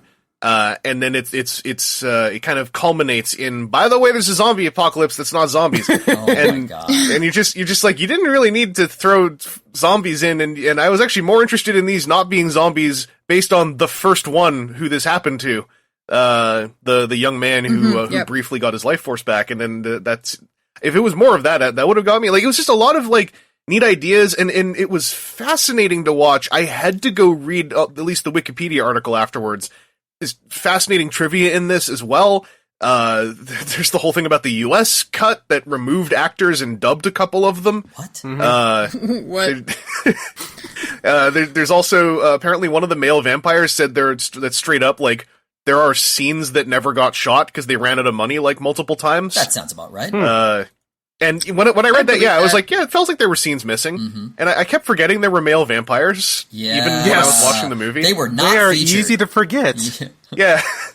And then one of them even had a line, and I was like, but then I was like, that can't possibly be that actor's voice. There it is. It would be much scary if you just come to me. Something like that. Yeah, it Sound was like Megatron. If you have the time, if you have an interest in grandiose production that clearly has a story behind it, like I do think it's kind of worth checking this thing out. Like, it's messy as hell. Yep. It's very horny. In a way that's like it's very horny, but like a teenager in that nothing ever happens, but there's a naked lady the whole time. But like no one knows. It's like no one knows what to do with any of the parts in the movie. You know, like a naked, and then they're like, it's like, okay, we're gonna have a naked lady, and everyone's gonna be real horny. And it's like, okay, what do? They put their face in front of each other and suck lightning out of their faces. Like, or the like standing, I think, sex scene at the end. Yeah, I think. The fondle not scene? Clear. I would slate it with the sex scene because like we're slating the Star Trek motion picture scene with Decker as a sex scene. Oh yeah, that was almost similar. Almost exactly similar. It's a weird movie, and I do gotta say, like it's definitely. If someone said I didn't think that was very good, I probably wouldn't argue with them very much because it's like there's plenty of reasons why this isn't good, and a lot of it is structural. Like we're not really doing a bit here. I think when at least two of us already have said like this movie was a mess. It is a friggin' mess. And one of the beautiful parts is afterwards I read that like some of the quotes from both either the writer or the director and then the author of the original short story were all like like in response to this. We don't really know what happened. Either are bad. The fuck you guys know about story? The author wrote a short story literally called Space Vampires. Yep, that's right. And then like and then Toby Hooper has a quote where he's like, Lifeforce had a great look but lacked a screenplay, and there wasn't a hell of a lot to be done about that except to change it completely. The film started off as Space Vampires. That's probably what it should have actually been called. With a title like that, you'd look at it with a completely different set of sunglasses. I was like, you're so right. Calling the film Lifeforce actually makes it more confusing. Well, it was because going into it, like they it was Canon Films. They're legendary for making these like cheap ass like cheesy films, but they wanted to hit the big time with this one. So they're like, all right, and then like they found this book, Space Vampires, and they're like, oh my god, this is it. We're gonna blow people away, and then they're getting into it and they're getting really excited about what they're creating. They're like, Space Vampires sounds like Invasion USA. It sounds cheesy, and I don't want to do cheesy. We're trying to make something really good here. So that's why they got rid of like the cheesy name and went for the epic name. It's such a weird effect because like calling it Lifeforce makes the movie come off like, you know, like generally an awkward teenager is what a lot of the movie feels like to me. If it was called Space Vampires, it would feel like a very matured and surprisingly beautiful movie called Space Vampires, as opposed to like a kind of struggling movie called Lifeforce. Like I think that it might have been a gag when Toby Hooper said it, but like I kind of felt like it was really on the mark too. Like if it was just called Space Vampires, my expectations would be so much lower. Very different. As a kid and then as a teen growing up, I jokingly called it Space Vampires. I didn't know about the backstory that it was actually called Space Vampires. And like, I was like, guys, it's Space Vampires. But yeah, apparently that was the original name. It's so weird because like really quickly the movie basically says, wait, are these vampires but from space? And it's like, you could have just said it. This is where the entire vampire legend came from. No, that was one of those moments where I was like, wait, calm down. No. This is all vampires. All vampires.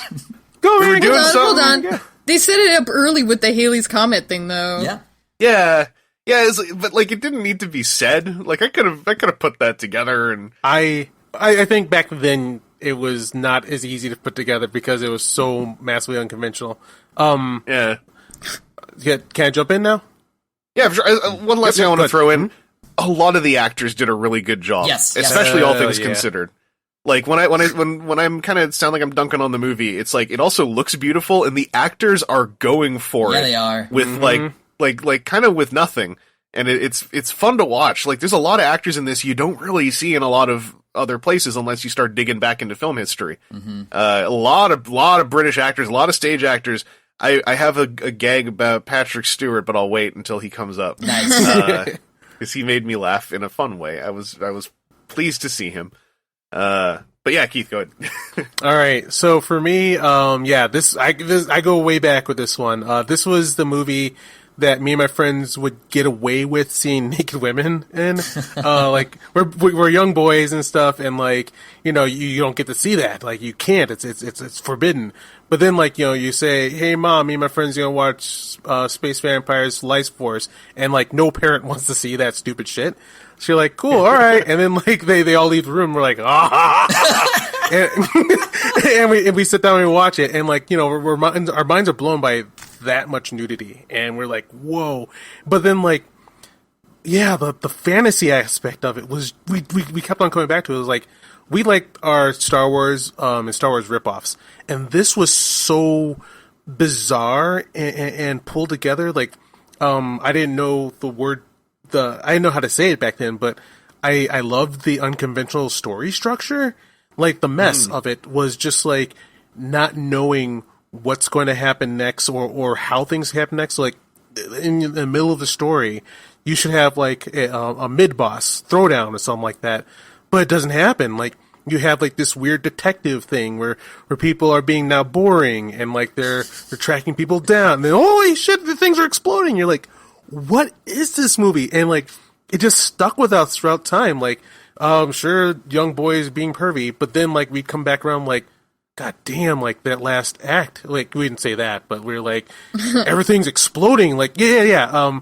Once we get to the final act, like it's such a boring lull in the middle that we don't think that we're going to see the apocalypse by the end of the movie, where like the whole city's exploding and people getting torn apart, and you're like, oh, sudden. Yeah, that was definitely sudden.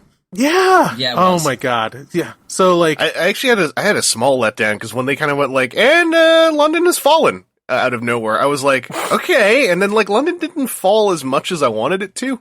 Yeah. When you walk through the seats, there are just dead bodies everywhere. It was and, looking pretty. It's weird because there's piles. Yeah, there's like dead bodies everywhere, and like somehow like it felt more apocalyptic on the reveal than on the deep dive. I guess like I was kind of kind of hoping for like, I was basically like, I kind of want Colin Kane, the SAS guy, to just get like offed out of nowhere. And like, I was happy he didn't, because I like him, but I was also like, I want the dystopia. I want him to just like get yanked out of a helicopter and disappear from the movie. Oh yeah, like, actually, I did want him to fall too for some reason. Like, I didn't want him to make it to the end. Oh jeez. Oh yeah, no, not to dislike him, but like, yeah, I wanted them to go all in on like destruction. I was happy that he survived, but like at that particular part in the movie, I was like, I think thematic satisfaction for me is you actually kill everybody. Yeah, like yeah, that would have been so nice. Yeah, I hear that. So yeah, that's my take on it. Like, it's followed me through time. It's always been in the back of my mind. Coming back to it as an adult, like I'm reminded of like the wildness of just yeah, you don't get movies like this anymore, and like you didn't get it back then either. It was just like out of nowhere, craziness, a mishmash of like, what genre is this? And then they fly into the sky together, and you're like, what? Like, to me, even by the end, like, the fun twist was like, you go through the movie and you feel like you should have a final throwdown to stop her before this apocalypse happens, and then by the end of it, it's already going on. Yeah, what was that? JK, it's already going on. Yeah. I already, like, it was the Watchmen twist. I already did it. Like, yeah, when they find out, like, what? Oh my god, she infected other people. And then, like, yeah, by the end of it, like, I think she won. They got some life force back up to that ship, and it glowed, and it was like, peace out, see you guys next Comet season. Oh my god. Yes, 100%. 100%. I think that's how it ends.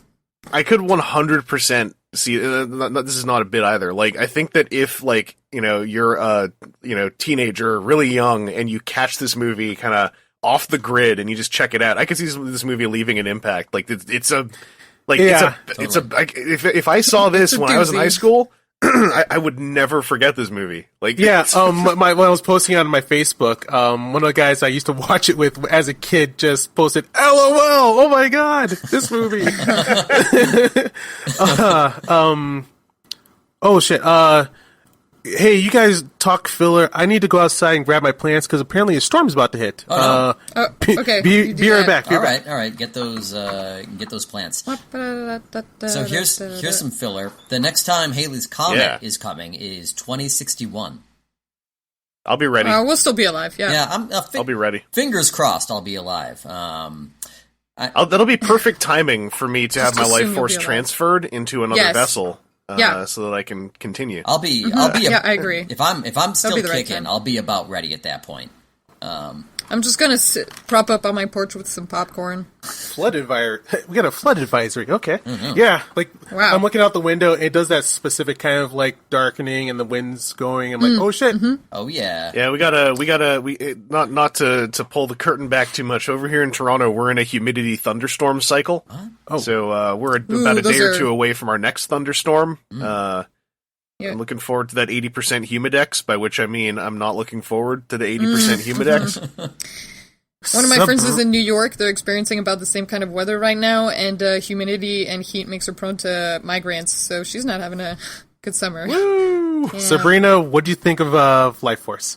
Okay, well, I didn't want to go before this because I wanted to hear what you had to say about it before I go for it. Spake my opinion. It makes sense to me that you would feel nostalgic towards it for the same reason that he said. It makes sense to me.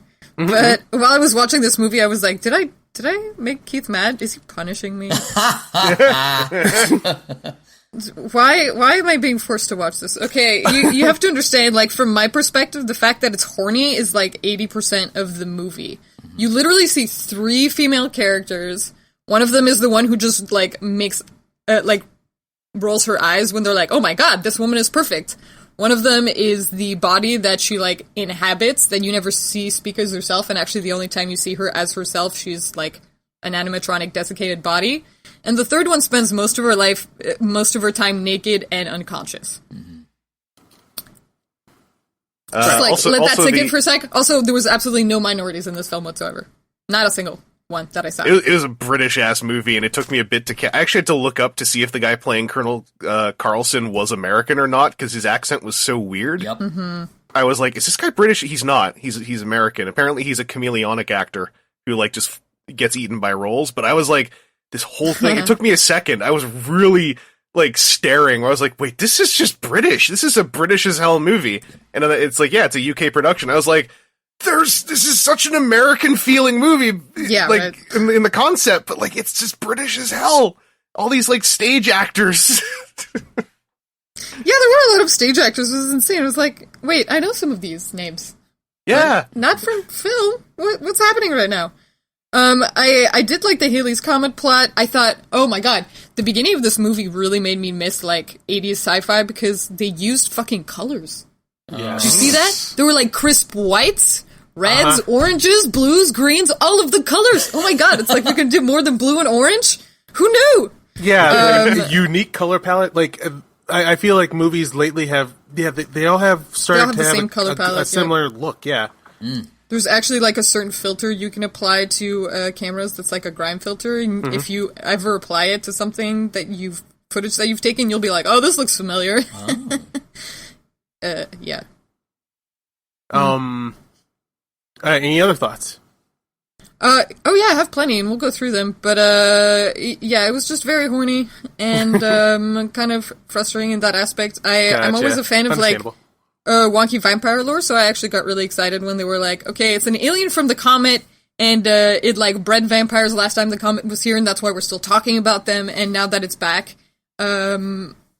there's, more vampires, and there's that one reveal that I was like, I was waiting the whole time, I was like, there must be some left over from the first time the comet was here. So that was fun, but, it's hard for me to think about much else, except the fact that that lady had, like, almost no lines, and she was naked literally the whole movie. But I had to look up that lady's career afterwards because I was like, just what happened to her? Yeah. Oh, so now that I'm an adult, regarding the naked aspect of it, still sexy to me, of course, but like, as actual art, I really actually do like, I love her. She, like, I was thinking, like, this time around watching it, that there's something, like, they keep on saying she's perfect. I'm like, she is. Like, how is she doing this? Like, there's something about every movement she does, every smile, that is just so perfectly alien to me that I love it. Like, she, to me, does look like something you should be afraid of, but also beautiful. And then apparently, like, the thing that you're seeing on screen is that before this, she's a professional dancer, and then also she doesn't know English whatsoever. Yeah, it's like, so she was told by someone, hey, do you want to go into a movie? She's like, what? I can just go into a movie right away? Like, without, like, a 50-year experience? She's like, no.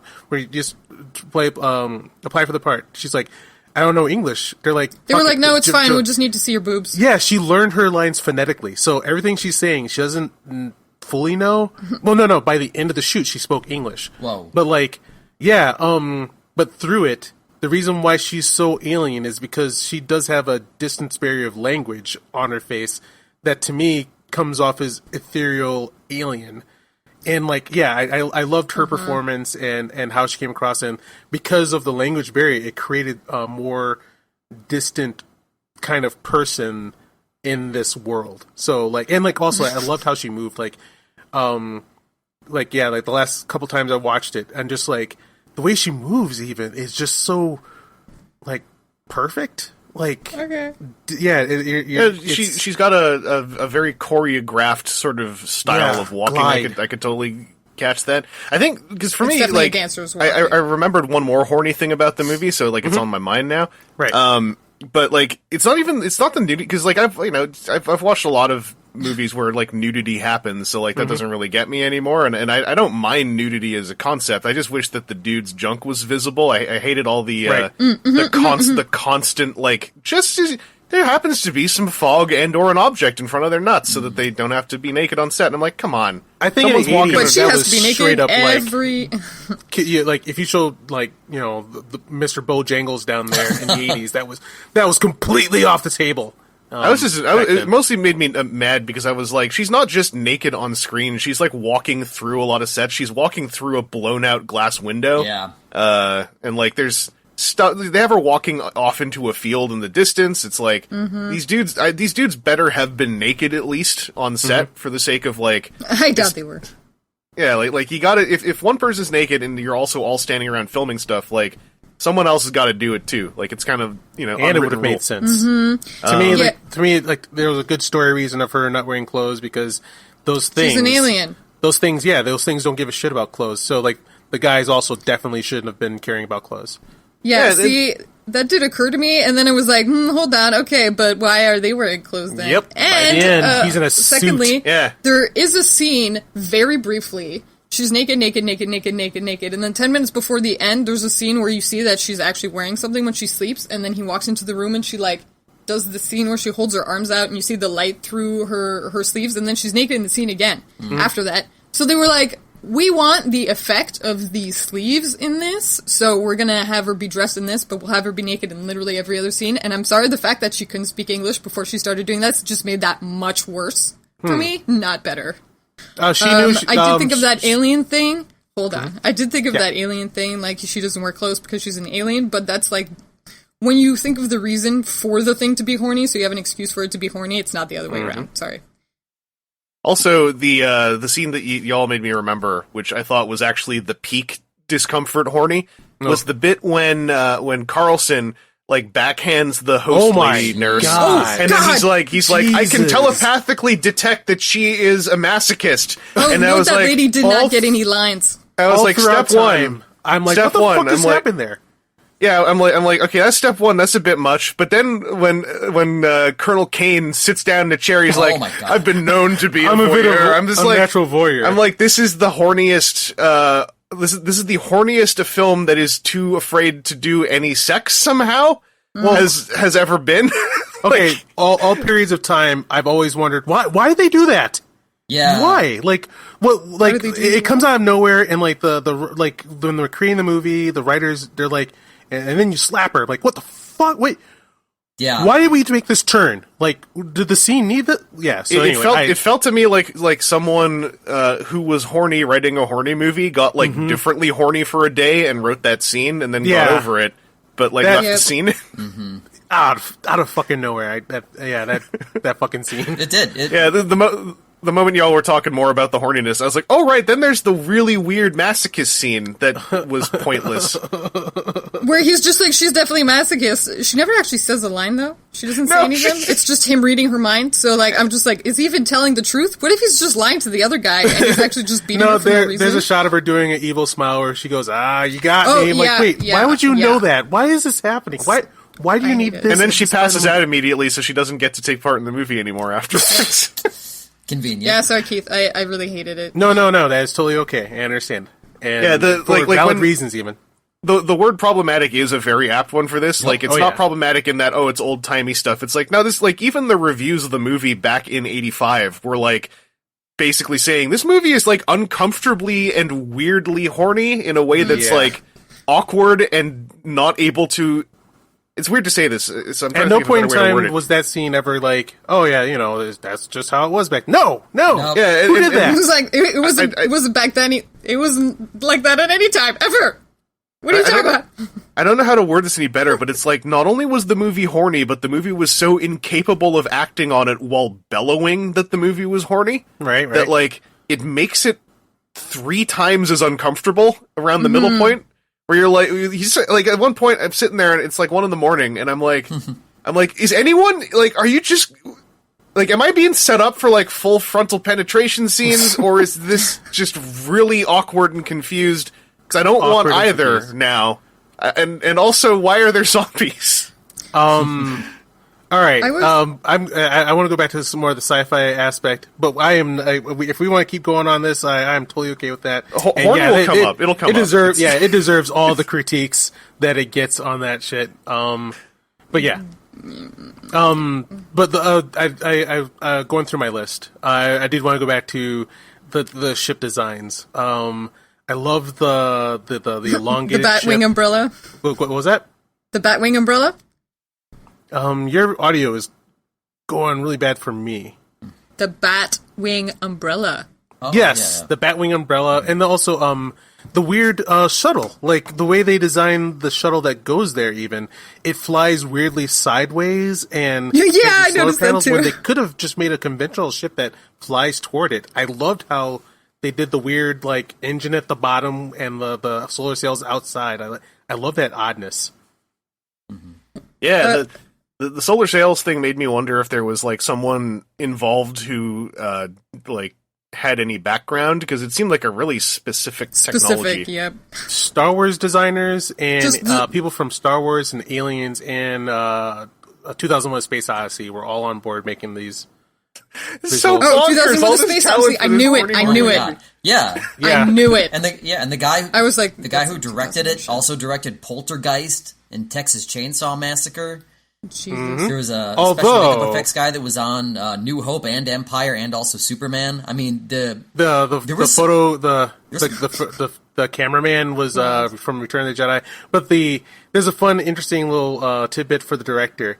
Like, so he did Poltergeist, and they're like, "Holy shit! Like, yeah, we're gonna make a real movie. We're gonna get the guy from Poltergeist."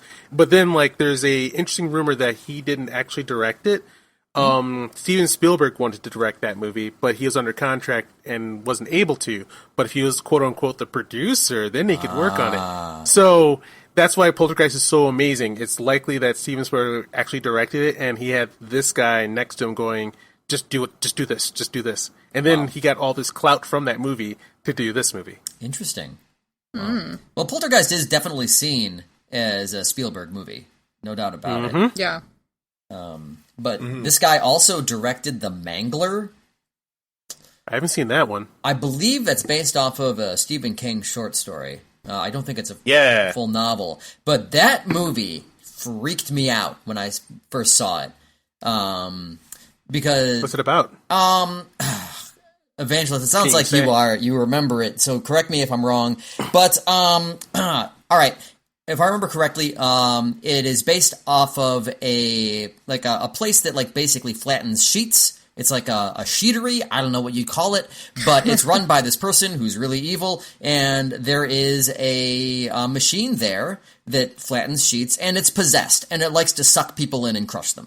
Whoa. And weird. Yeah, that's about the gist. Like, I should say I'm not an expert, but that's about the gist of my recollection. I just remember it's Stephen King, and that there is a mangler, and it is a machine what mangles people into into meat. And it oh gosh, the crushing. Mangles. The machine what mangles. There's one other thing that I gotta make sure I make note of. There's like a beautiful, cheesy, just taken seriously touch they did with the design of the shuttle, where when it opens up, it's in the shape of a coffin. Yes. Also known God, as. I love that. Really? Do you guys know? Yeah. Van, Sabrina, did you guys see that? I did. Yeah. Yeah. Also, like the Batwing umbrella thing designs. being very like it's bats. And all, I guess. Yeah. Okay. Also the giant bat aliens. I guess technically. Bats. Giant bats. Right. Yeah. I also kind of thought that the vampire ship sort of looked like a big wang. Definitely. It kind of had a very. It was like a giant phallus, and I was like, because we see it at the end of the movie, and that's when I kind of clicked, and I was like, you know what though? Yeah, they're gonna keep that going. I would agree. That's a big space dick. Yep. That it was. But was it exploring the?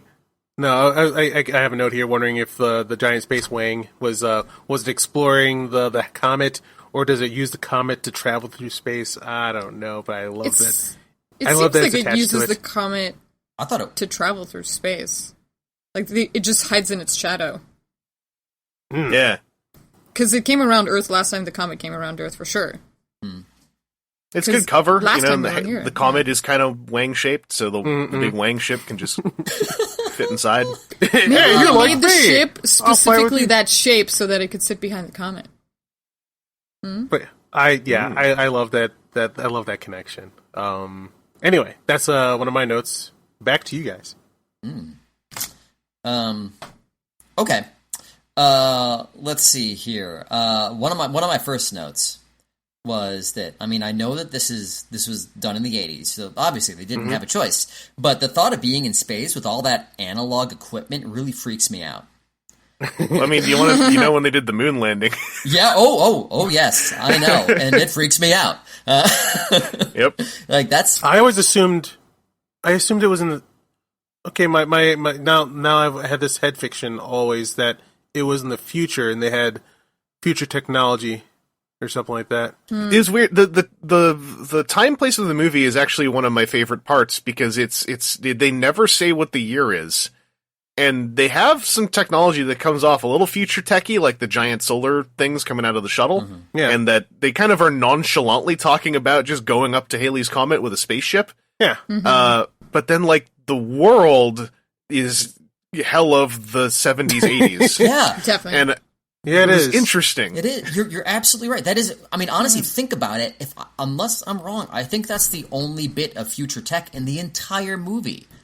Yeah. The fact that they can just go to space whenever. Yeah, and right, and it just Go to the comet over there. in that one shuttle, because the shuttle that goes up to check on it is the Columbia, Yeah. which was I really like that they never said the year, because whether or not it was intentional, it also means that, like, the movie is dated by its look in a few ways, but by not stating the year, the story somehow comes, like, what there is comes off timeless in a way. Agreed. It's an interesting, subtle choice to make in a very unsubtle movie. yeah. Well, I think to me it almost felt like, all right, we got to get to the comet somehow. Okay. Yeah. So we're gonna make a future ship, but then after that, we don't need any future stuff. So let's just not worry about it. I am curious, but I actually am gonna try to read that first book. I am curious, is like what The was short in story. there? Where did this come from? Yeah. I think it's just Yeah. a short story, so it should be pretty digestible. Cool. Yep. We'll do it in 20 minutes. But yeah, that's one of my first notes there. Just that the switchies, the analog stuff and whatnot. Yeah. Or the giant cassette tape that all their Oh logs my are god, stored yep. in. Yep, was I have really a note about that. Giant cassette tape. What? When they got the ship's logs, it was like a giant set of spooled films. Yep. And I was like, that's so cool. Because I think that's even, like, nowadays, that's the kind of tech you use for hard archiving. Because it's known technology. So it's not like something that can be hacked into. It can't have disk rot. It can get burned, I guess, in a giant oxygen fire. But, yeah, it's the tape technology. I always love seeing that kind of stuff. I love the body horror, or I hated it back when I was a kid. I could not watch it. That was definitely okay. Close my eyes now. When, like, you know, the bodies were, like, you know, sucked of life, and they'd spring up, and, like, you're like, oh my god, okay, I was not expecting that scare. And one of my favorites now is, like, the one guy runs to the cage and explodes on the bars. Oh my god, that was well done. Awesome. That was well done. Mm-hmm. Yeah, like all things considered, the way that they pulled that off with, like, it looked to me like a thinner actor in the costume, in a baggy costume, the close up on the puppet, just a split second of it running at the cage, and the boom that you're already set up for. Like, it's a good scene. Yeah. I would say the reason to watch this movie objectively is It's that for its those effects. sequences are so well done, and then, you know, little bit of a snark here, they're also mostly in the first act. Yeah. So, like, all the best stuff about this movie visually, I think, is primarily in the first act. And you can kind of cut out afterwards. Yeah. if you're getting sick of it. My favorite part is the star lightnings flying through the sky, destroying buildings, and then, like, Yeah. the spaceship above. I love that part. We'll just skip to the end then. Oh yeah, and those bodies were made by the guy who created Yoda. Yeah. I believe the guy that, who yeah, it made looked like Yoda, and he's like, yeah, I love doing Yoda, but this is my best work. Wow. Well, It was really good. Really? It was, Yeah. Like, there were 3 of them, right? There was the guy who got drained and undrained and redrained. There was the doctor, and there was the naked lady. wow. And all 3 of those puppets were just awesome. Yeah, the Horrific. woman on the stretcher, I thought that one was, like, particularly well done. And that's, like, one of the ones where I was like, okay, this doesn't look real, but it does look really cool. And one of the things Could not watch as a kid. Oh yeah, well, the body. I'm with you, Keith. When I was a kid, I was the same way. Body horror, I had to turn it off. I had to turn away. Couldn't stand it. Could not stand it. But with the poor woman on the stretcher, where, you know, she freaks out. Oh my! And then God. there's the thing that I like the most about it. Well, whatever, is there was a pause and a silence, and then she exploded. Oh Yeah. There's just something about that. I just rewatched that on YouTube to refresh my memory before we recorded. Yeah, it still disturbs me, but now I can handle it and appreciate it. Totally. Yeah, there's if you go looking for it, if you don't want to watch the whole movie, dear listener, there is like one YouTube clip that has about 80% of the puppet scenes we're talking about in it, and it's really good stuff. Yeah. Yeah. If they are excellent animatronics. Yeah. If nothing else, that. There are a couple of times even where it was like, it's just the eyes. The eyes are the only thing that really gives it away for me. You know, like animatronics have those specific kind of like glass eyes that you can just like recognize the sheen. If not for that, I might have been fooled. Yeah. Oh yeah, they're really good. And that was like what 1985. Like you fast forward 30 years, and you could probably like nowadays tech, that puppet with like a layer of oil on it, and then you get a squishier looking set of eyes in there, and like you're set. You know, I can't unsee it in my eyes, in my head. I can see them, and like for me, like them not looking realistic just makes them that much more horrifying. Oh yeah, there's a very big eyes. There's a specific line between Uncanny Valley and looks fake, and like these, like I was astonished how close these tread the Uncanny Valley line as opposed to just looking like straight up fake. Yep. And yeah, like the eyes give it away, and then somehow. The eyes also, like, I could see for a kid, like, that just enhancing how freaky this is. Nope. Should not have been looking at that part. Make you pay the price for watching an R-rated movie, young man. Like, no! So you threw up everywhere, huh? Those were collectively my third favorite parts of the movie. Let me see. Wait, what's your first favorite part? I got a second favorite and a first favorite. What's second? Second favorite is I thought as a gag when I keep just calling him Dr. Death, but you know, the Death Doctor, the guy who's all obsessed with death. The part when he's like unboxing himself a big ass sword, and then they cut away, and then they cut back, and he's like, "Yeah, so I rammed the sword into the guy, and there's just a guy with a sword sticking out of him on a table." I was gonna make that as a gag that he just off screen murks a dude with a broadsword, and he did it. So that became my second favorite part of the movie. Yeah. Nice. That character I really liked. I actually really enjoyed how that character went out as well. He was so good that Kid Keith kind of believed him about like, well, there is a thing called a life force. It is in all of us. And like, whoa, my God, really? Oh shit, man. Like, you know, that guy, he was so convincing and good. It was amazing, like, that he's just chilling out in that building while the apocalypse is happening. Like, he's clearly gone, but just through a sheer force of will, he's, like, just gonna chill out and watch as long as he can. Kane comes in, he's like, I'm very glad to see that you survived. Yep. And then he just starts walking to Kane, and he's basically, without saying it, he's like, hey, by the way, I'm pretty much a zombie. I just happen to be so cool that I'm not a brain zombie yet, but... rest of my body's gonna come for you, so do it. Get shot. For me to go. Oh, that last line of his where what was it? It's like here I go. Yeah. And then he just blows open and gets sucked up into the ship. I was like, Jesus that Christ. that dude's force of will, he probably just manifested in a vampire body on the ship. Like I choose to believe that he's among the vampires. It's just like, on the I'm ship here now. Well, I think, and honestly, the delivery of that line was fantastic because so good. It was so good because it made it clear that he was fighting it for so long, really hard, and it was almost a relief for it to be over at that moment. Oh yeah. Well, and the way that it ended his little arc, that he said he was so, especially later in life, he was so fascinated with what might come next, and you could, in the way he said the line, it was also like this moment of excitement, because he's like, now I get to see what happens when I transubstantiate, and I was like, okay, this is pretty cool, this character. Like, that was, like, when I critique the film as being a mess, part of the reason I do, when I say there's all these little 1/5s I wanted to see, that dude is one of those 1/5s. Like, a movie just about him, I would have been so down for. He was a fascinating character. It was, because, like, I was gonna say this also, Michael Gothard as Dr. Leonard Bukowski, the first Doctor we see who looks like he's gonna be the main character. He straight up disappeared after the first act. Oh yeah. Yep. That's tie loosening guy, right? Yeah. He just walked, he was like, I need a moment to myself, and they're like, yeah, go take a moment. I kept on expecting him to be one of the next vampires. He just left. He just walked off. He was done. Yeah, that's too... And he was never seen or heard from again. Yeah, I was bummed out too because I found out later on because that guy looked familiar. He had a really good voice, and I was like, "Why have I not seen this guy in much stuff?" He committed suicide at age 53 in 1992 after suffering from depression for most of his life. Oh, no. So he's I want to look up more of his career now because that guy had a real screen presence. He did. Yeah. Like a real Hammer, Vincent Price, Peter Cushing kind of screen presence. Yeah. And I was just glancing at his page. He was in a movie with Vincent Price, Peter Cushing, and Christopher Lee. Damn. Wow. Nice lineup.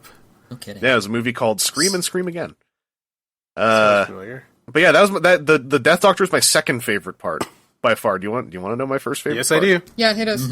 Okay, the year is 1985.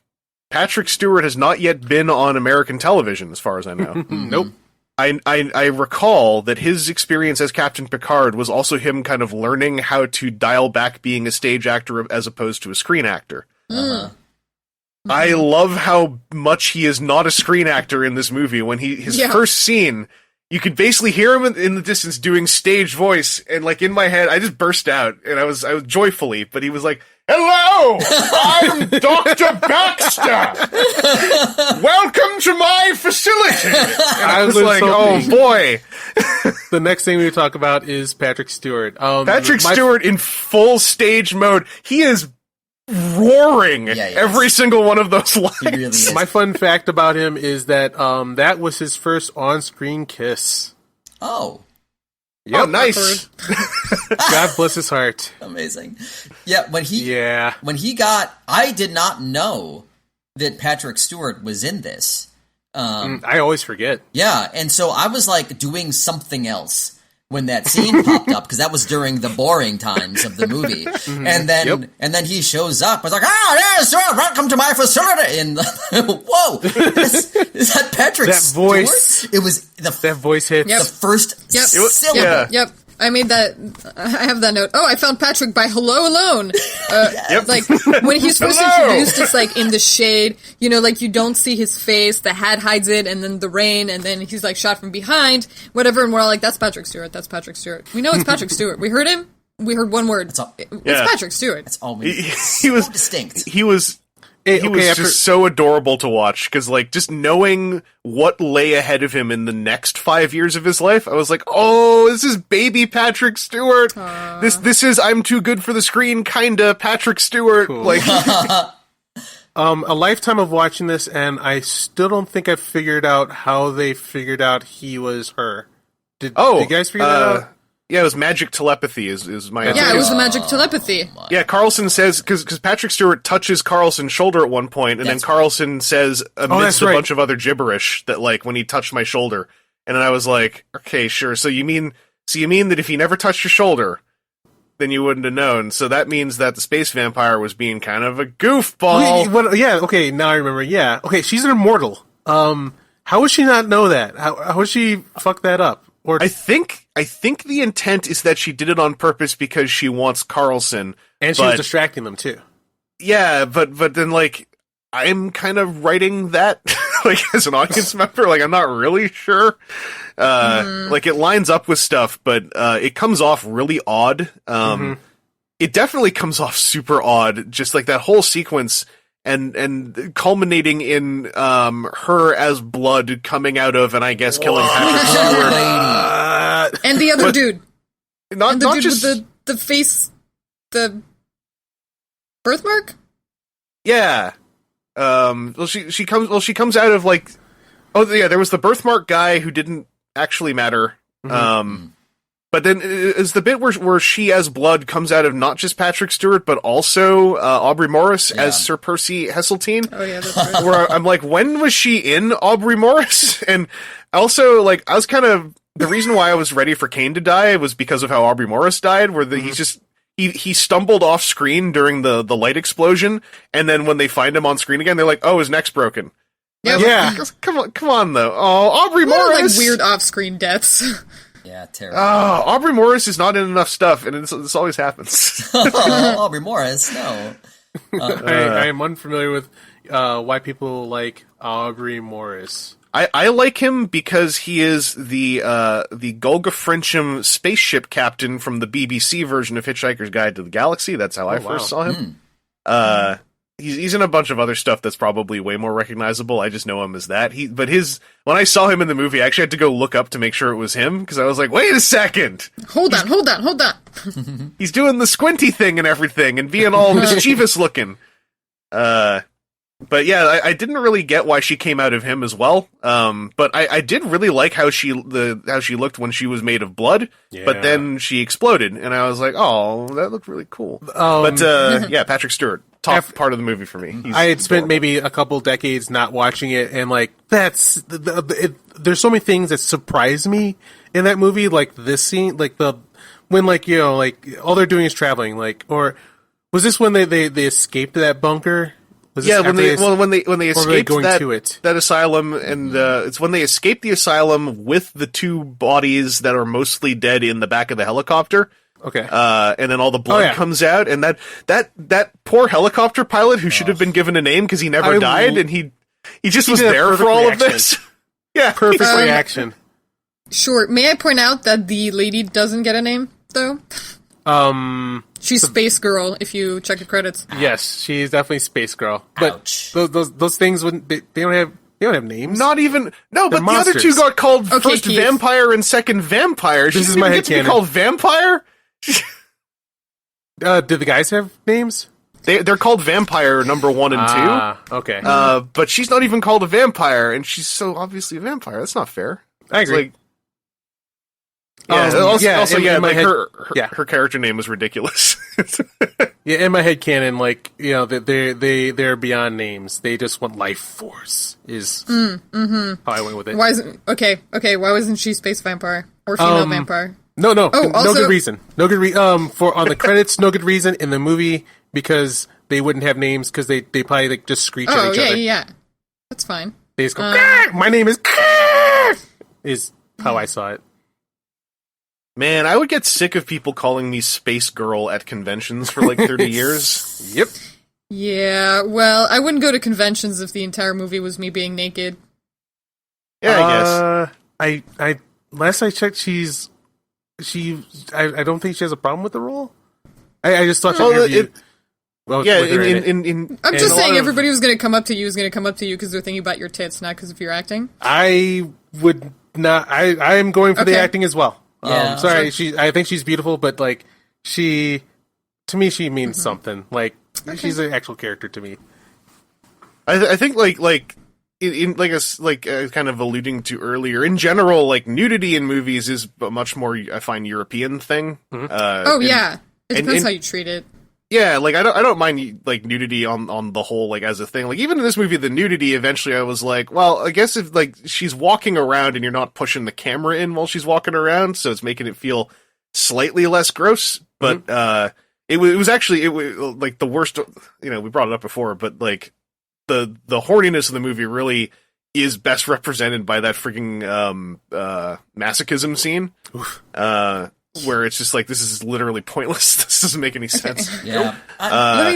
When I was in college, I was in a short film that was written, that was basically just like a wife and a husband are both like talking to a therapist, and they're like, I tried to seduce him, but he didn't respond, and he's like, I tried to seduce her, and she didn't respond, so both of us appeared in our underwear. And I was fine with it because, like, it was an equal level equality kind of thing. But after I filmed it, the writer says, wow, I'm so lucky that I have this job where I can just, like, write a script and then magically a really hot girl in almost no clothes will show up for me, basically. And that's, like, the embodiment of this movie. It feels like it was written by a 16-year-old boy who just wanted an excuse to look at a naked lady, and it was made so that all the other 16-year-old boys of the world could be really happy about it, and the rest is just set dressing. I know you like the movie. No, I was going to say you're not wrong. But it wasn't a young man, it was an old guy. And he did actually do that. Better. You're completely right. Yeah, 100%. And there was so many scenes where, like, kind of like going on what everybody's been saying so far, where it's just sort of like people just like they just had no idea how to act as people. Like, for example, like the woman comes down the stairs and she's naked. and One the guy of the offers Those two guards, guards he are offers just her like, a biscuit. a cookie. What? What? You want a cookie? Now Jack- What is happening? What was- Where's it? Get a blanket, you idiot! No. Okay, well, while we're talking about notes, my first big note was like, I was excited. I was like, there's an arrow in this comment. All of the colors are amazing. I like these giant bats. The tapes are hilarious. And then I'm like, oh, okay. One, the first time they all show up, you see the 3 vampires. You can see the top half of the 2 dudes, but the lady's set up above them, so you can see literally her entire body. Yeah. So it was so like annoying because I'm like it's so transparent, like how and throughout when the 2 thank dude you. vampires were in the facility with the big metal bands over their nuts. Yep. And I'm like, come on. The call of the nakedness was by like a producer, old white guy who's like, and I need this one thing. And that's, Let's just say it's a that is Weinstein why, and move on. Yeah, that's why it happened. Oh, how many movies? But of the 2 of the dude vampires, one of them is Mick Jagger's brother, and the other one was supposed to be Mick Jagger, but he was on tour. Really? Mick Jagger. Yeah, you oh, could have been Jagger a and naked Jagger? vampire. Yep, That one of them would is have his been brother. amazing. Mick But he's Jagger like- would have totally friggin' made the call of like, no, we're both going to be naked. Take these bands off our coffins. Absolutely. I am not doing this movie without showing my wang. Yeah. Mick Jagger. Yeah, he would have just pursed his lips and pointed. The pants would Done have the come thing. off. That would have been it. Another fun fact is that you have the astronauts flying through the ship at the beginning, and one of the harnesses that was flying the astronaut was actually Christopher Reeves from Superman, and it had his name on it. Nice. Aw, Yeah, Cool. very fun fact. Nice. yeah. Yeah, I like those scenes. I thought that was funny. Yeah, we were talking about it earlier that the not so future tech.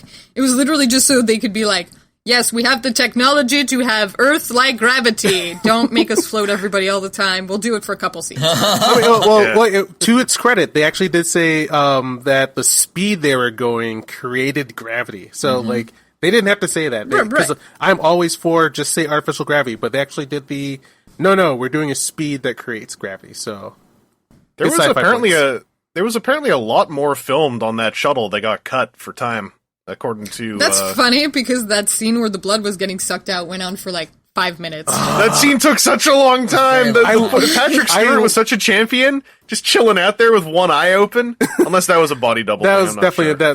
that looked like a doll. It was That was they a made doll. a Patrick But, Stewart doll. Back to that scene, I loved it because it was so out of nowhere because you don't have to do that. And we're just going to another place, and everything was chill, and then I was like, bah! And then the blood's just what the fuck? And after years of not knowing, I'm like, it just blew my mind. It's like I don't know what's happening, right. And then she's there and she screams and falls into a puddle of blood, and just like, why did you do that to my head? And yeah, but my critique against it is I don't. Their mechanics on body jumping and shapeshifting is really bad. Yeah. I don't know what rules they have or what they think they're trying to do. They didn't have any rules. They did what they felt they needed to at the time. It sounded like that. It's her. What? Wait, why is that her? She shapeshifted. What? She shapeshifted. No, Are we gonna talk about this? No. We gotta find her. Okay. And now she can fly out as blood? Wait, what are you guys talking about? Guys, slow down. And anyway. I was really hoping that would that the true form of the aliens was just as those blood monsters, because I thought that she looked really cool as a blood monster. Agreed. And it was so cool. And I was like, that actually thematically is really neat if vampires are their most base manifestation is just their essence in a coagulated form made of blood. It's freaking Totally. cool as hell. And even she Kid melted. Keith to adult Keith always felt that they're giant bats a little too on the nose. That was real dorky. It was real dorky when the dude turned into a giant bat after he got lanced. Yeah. I was okay. I get you guys are vampires. You guys don't have to be bats too. Well, I was From it was in the space. back of my head. I was I think that she said that those giant space bats were their old bodies. I think she said that. And then it's the movie went don't worry. I will spell it out for you very slowly. This man will turn into a giant space bat. And I'm okay, thanks. Yeah. Thank you. I just feel like we had a lot of producers all saying that I want this thing. Well, I want this thing. Well, I want this one here. And they're like, and then we're going to do this. And then there's going to be a man bat. And there's going to be a blood lady. Then we're going to have zombies. And then we're going to have vampires. Guys, we're going to have it all. We're going to have it all in this movie. And we're going to make the biggest movie of all time. And nope, not so much. The whole movie is just a very excited teenage boy, the very specific kind. The little greasy flip on the front of his bangs. I you just want to sit him down and go like, in 10 years you're going to be real embarrassed. Yeah. I'm nodding enthusiastically. I agree completely. Let's see. One other fun fact of grossness was that when they're flying away, or like just to get past, I just want to talk about like. They get to that compound where they're trying to talk to the Prime Minister, and he's a vampire, and I just loved how they're like, all right, we're out of here, and like I did really like that too. They got their jackets, they said, we're gonna get the fuck out of here, and like they didn't stop to tell anybody that things are going on. That was the moment. That was the moment I turned back around on wanting to see Kane die, because I was like, no, you know what? He's actually I'm into Kane. Like Kane for me was the linchpin of the movie, aside from his really weird voyeur line, where like, this is just like, he's just he is a dude who shows up in a turtleneck and a leather jacket, and he's just accepting everything that's going on and asking further questions, and then at the end he's like, no, I'm just gonna drive back into Apocalypse Town, with a pistol, and like he's an example of plot armor when I like it. Yeah. Where it's like he's just wandering straight through that town. If zombies start trying to pester him, he's just like, no, get out of my way. If he gets cornered in an alleyway, then the entire alleyway like falls down and forms a flaming wall. And I'm like, no, you know what though? That's SAS training. That's that's fine. So not to do. So the gross thing was like they're getting away in the helicopter, and like those zombies are jumping onto it. One grabs like the strut and pulls off his own skin and falls, right? He gets that was because of an accident the director got in, where a similar thing happened while driving on an ATV, and he was like, "Ow! Oh my god, I can't get out of my head. Can I put that in my movie though?" So that happened. I've got chills right now. Like that is so... I hate that scene so much. I'll just lighten it up a little bit by saying I just noticed on the Wikipedia article, at least, take it as you will, apparently the spaceship was modeled the alien spaceship was modeled after an artichoke. Oh. I think I remember that. Really? Okay, if they say so. Yeah, if they say so. I did not get artichoke. Nope. Me neither. I definitely got a Batwing umbrella.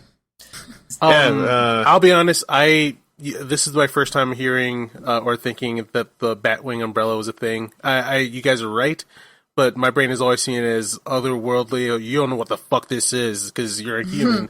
You don't know why it's doing that. It's just a thing that happens because it's beyond you, human. Is what sort of like those robot tentacles at the end of Picard, Keith. Okay, that's different. They didn't care. They're just putting that on the screen. That sounds kind of horny too. I still want to watch that show, but I haven't seen that, so don't tell me. But that sounds pretty horny. I had fun. I hate watching it. Why don't you just listen to the podcast after you watch it? We do have a podcast on it. Oh, also Dan O'Bannon from Aliens was also on board, and that's why everything looks how it does. Oh, well, there you have it.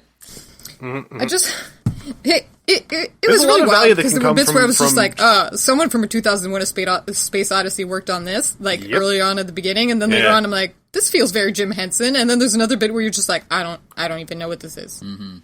I don't even know what this is. Oh, and the reason it's like a student project. Everyone pitched in at some point, and the reason why, on top of like it being a bizarre, crazy mishmash of craziness that no person back then or since then is like, I want to see a movie like this.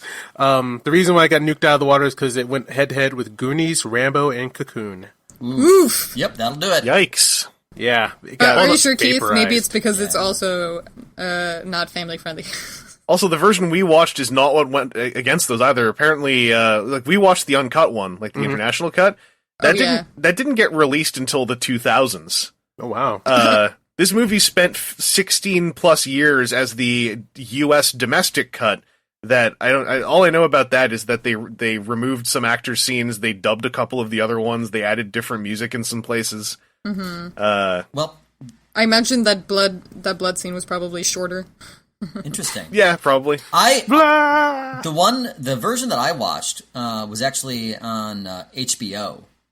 I got a free trial to HBO on Amazon, so I watched a different version, I think, than you guys watched. We watched the director's cut. It was 2 hours long, and it's 2 hours I will never get back. I am sincerely sorry that you did not like it, and it was that. It's bad okay, for you. Keith. I like to be, film educated. That means that I know which movie I'm going to make us watch, and I don't know if you're going to like that one either. It's also very thirsty, though, so maybe you'll find it funny. Hit me hard. Prototype? We're going to watch. Came on, early 90s. Wait, what's Prototype?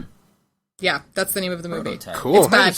We'll find out. That. We'll talk about it later. All right. I was actually, I'm a little relieved. I was worried that I was going to be, like, the only one who was kind of, like, stepping on the movie a little bit. I wasn't too sure, because I was like, am I going to be you the should jerk? spend more time with me and Keith. We step on each other's toes a lot. Yes, I love her. me. I love her opinions because she sees things. You see things that I don't, and I want people. And to you hear, see things that I don't. and I want to learn them. Yeah, same.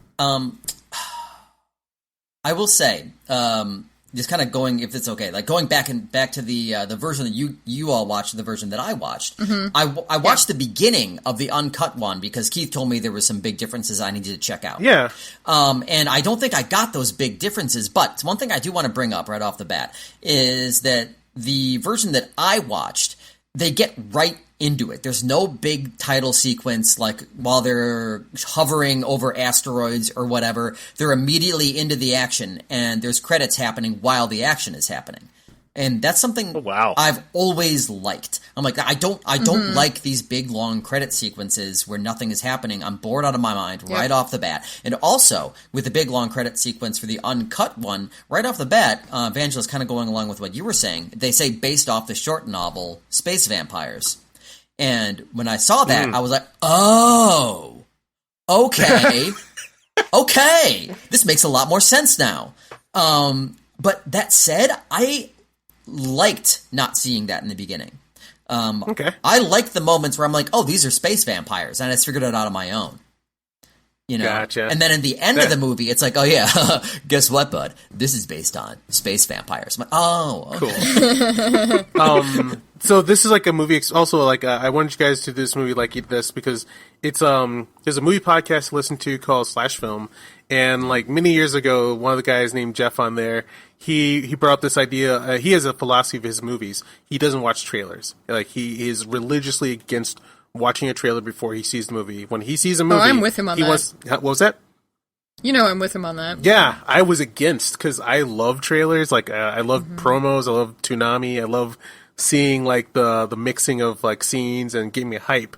But I've been doing that since then every so often. And like a friend of mine sat me down to watch this one movie called like Near Dark, I think it's called, and he didn't tell me what it was about. I didn't know what genre it was, and there's just an explosive joy to me of that when like you don't know what the genre is, what the premise is, and it unfolds before you, and you're like, what? Yeah. Like, yeah. And that's part of why I have such fond memories of What We Do in the Shadows. Was like I was just coming off of like there was two movies I saw in a short span of time the same way, just seeing them sight unseen because friends wanted me to see them, and they were both vampire movies, and they were both awesome.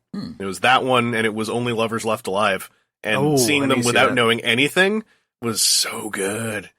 There's certainly something to be said for that. I remember the first time I saw Hot Shots, I had seen so many trailers and makings of. I had seen, I believe, every funny joke in the entire movie.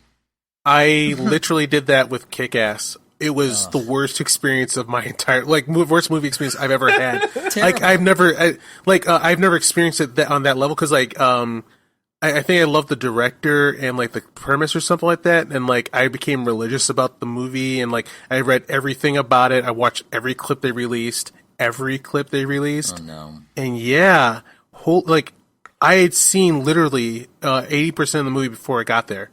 And, every scene that happened, I was like, they released this. They released this too. Holy shit. And maybe the last few minutes was something I didn't know was going to happen. You can ruin a movie. I also specifically remember from that there was a Mr. Bean short before Hot Shots, and I enjoyed that significantly more than Hot Shots. Damn. Yeah, but then again, Mr. Bean is pretty funny. Yeah. Yeah. Real quickly, another fun fact is the actor who played Carson, he stayed acting like that character between shots. And it weirded everyone else around him. He was a little too extra on set, but he felt that was how he would do his job that time around. Yeah, I caught that on his IMDb. Stephen Railsback is apparently, the first blurb about him is that he gets devoured by his roles. Turns out I'm just taking a look at some of his other roles. Like he's played Charles Manson. I could totally see him playing Charles Manson. That's in a TV miniseries called Helter Skelter that I have not seen. Oh, that's from 1976. Holy moly! No, the acting in this is really fun to watch. He is fun to watch because they pair him with Peter Firth as Colin Kane for a lot of the movie, and they are doing such tonally opposite performances. It's astonishing to watch. Like Colin Kane is like an action movie star, but not in an action movie. And Carlson is like off in another world. Like, oh man, just when he starts doing his rants about what he can see in the mind of the space vampire, you're like, you're oh man, you are going for it, and it's kind of not working, but you're going for it. And I'm just like, that's why when I say I watched the movie and I was enthralled, it's because like I couldn't really disengage because he and so many other actors were like 120% in. Yes. Oh, and I was like, it's hard to figure out who the main character is supposed to be. Oh, I was really happy. I assumed it was the dude that like is resistant to the vampires. No. Yeah, I think it ended up being yeah. But I kind of liked how disappear for a half an hour. Yeah, they kept it fluid for the first act. That's why I like the first act more than a lot of the rest of the movie. Is like the characters are constantly changing. It makes it feel more like an apocalypse movie where like you don't really follow a cast. You're following events, and you're just seeing cast come and go. But then, like, you know, to its credit, when the cast kind of became Carlson and Kane, they were so bonkers to watch. Yes. That duo. Like I couldn't stop. And then they go and hang out with baby Patrick Stewart, and I'm like, okay. I kind of wish that scene went on longer, but okay. Yeah. So yeah, I think that is all of my notes. Let's see. Oh, I haven't actually been reading them. Let me. Yeah, my only actual note that I would lie and say I wrote down was just the word Patrick Stewart in like big scribbly letters. I have 3 pages, but they're mostly angry scribbles. I am totally cool with hearing any angriness you might have. No, actually the notes are, let me just read through them. I have a couple of like fun ones. I mean, one of them is on the subject of angry notes. Stop calling her a girl while you're showing her tits. Seriously. But I thought it takes 30 minutes for the dudes to show up just so you could shoot him. Yeah, right. There should be a bigger showdown at that point. Okay, there was a scene where the doctor's about to check out like the dead body, and then it snaps alive, right? And it starts sucking out his energy. Nobody goes near him. Yeah, they just don't watch. Yes. So like, oh, okay, like what? Nobody did anything. I'm not. Nobody did anything. I kind of love how everyone was like, "No, fuck you, I got mine." In a lot of those scenes when the alien zombie stuff was happening, everyone's just like, "Yeah, I mean, I'm watching. I'm not going to help because no, that dude's gone." But I mean, I'm recording. Sorry. how they left that once again? They left that. They could have said anything. They could have said, "Oh my god, that guy in there's a vampire. Watch out!" They're like, "There's nope. Give me my jacket." They could have said, "Hey Ted, don't walk up to it." Or they could have done one of those What things. if they had just evacuated the building? Yeah. Yep, but nope. I got my helicopter. Oh, sorry, gotta go.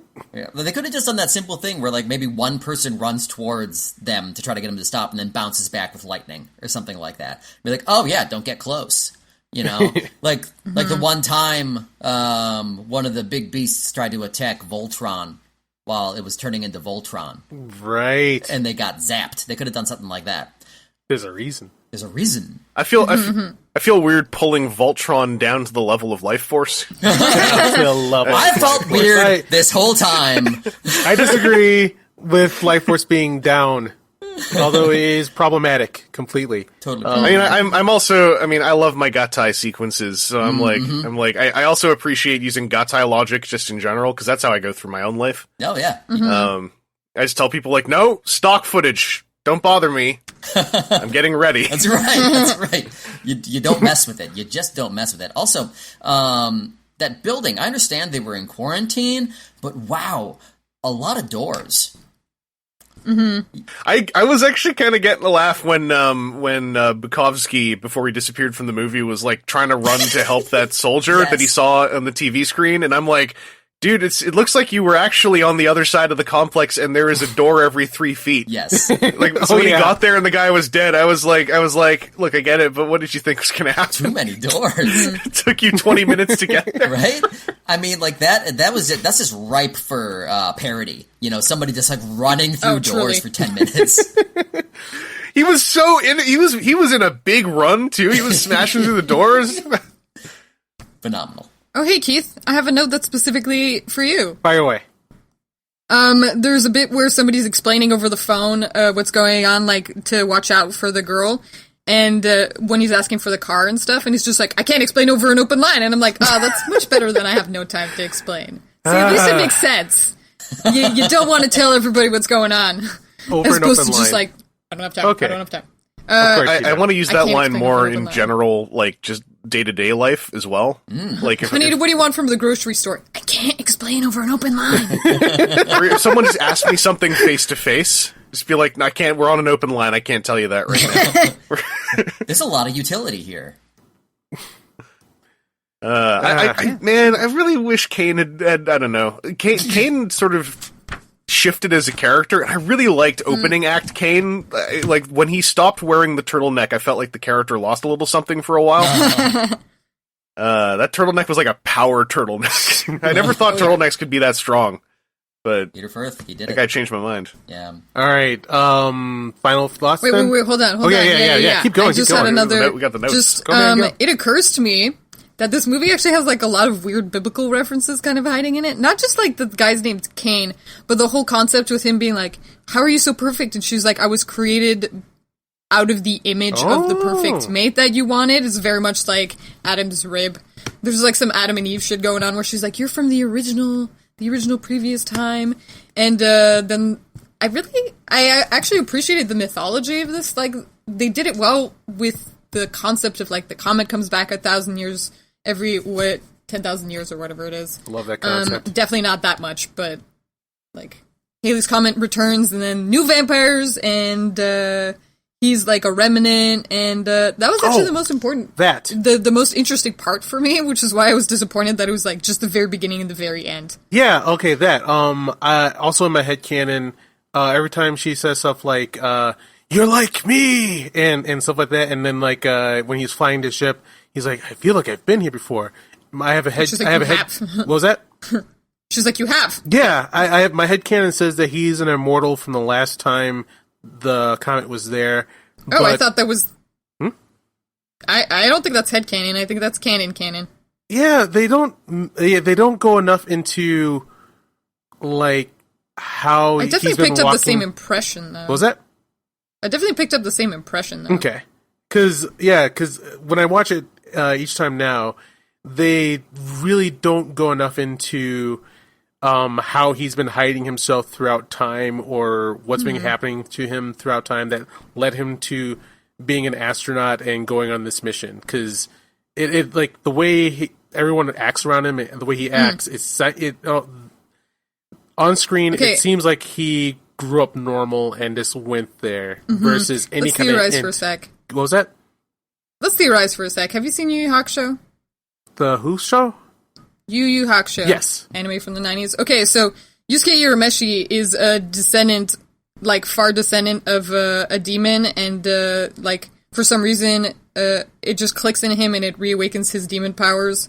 I feel like it's a similar thing with this, where, like, the vampires showed up on Earth with the first Halley's Comet, And then some of them went back on the ship and some of them stayed and bred and kind of like bred in, so they're like hidden amongst humans. Cool. So there are some humans that just have like special vampire blood, and he's one of them, and she could just like sense it, which is why she connected to him when he approached Haley's comment. Thank you. That makes more sense, actually, than I my headcanon said. Like I did a shit ton of writing for the story for all this time, where he's just an immortal walking through time, and then like he scrambles his own brain and is so brainwashed that he tricks himself into being able to get in position to become an astronaut. And I'm just like, yeah, but that's not in the movie. But anyway, I really want to present this movie to someone who hasn't seen it and tell them, like, yeah, it's basically live action Yu Yu Hakusho. Do not do that. Don't. Have you seen Yu Yu Hakusho? Don't do that. Well, I actually, my last note is that it's kind of like Snow White gone really, really wrong. Because of like that glass coffin, and then he shows up at the end and kisses her, and then all the energy goes like, right on. Like, Snow White has gone just really, really wrong. It wasn't the style of the time. I really wish, it wouldn't have fit the movie anyway. I just want it. I wish there was like a post-credit or something, just like 30 seconds of like, when they both wake up on the ship, and she's just like, pal? And just like friggin' backhands him. It's like, I was this close and you stuck a friggin' sword through both of us? You asshole. Yeah. What's wrong with you? I thought for sure that after they got shish kebabbed on that sword, and got sucked, I thought the ship was going to explode or something. Me too. Because they got stabbed really good, and like it seemed like that didn't do anything. Maybe it kind of cut short the life force sucking a little bit, but that was it. And then they took off. Like, yeah, it was really. I was kind of I was a little confused at the end because I was like, okay, I get it. He went back to his people or whatever, and they're flying away. But he didn't really stop. Like, they already sucked up a city's worth of people. Yep. Which I assume is all they really want to do. If they've been to Earth before, they probably don't want to like drain the whole planet. Right. So like, I guess that he was just like stopping her from getting carried away. That was the only way I could really process it. But it was weird. Yeah. It was a very odd twist. Yeah. Each time I watch that and forget what happens, I think that's I always think, oh my god, I guess they did stop him. Wait, no, it doesn't look like they stopped him.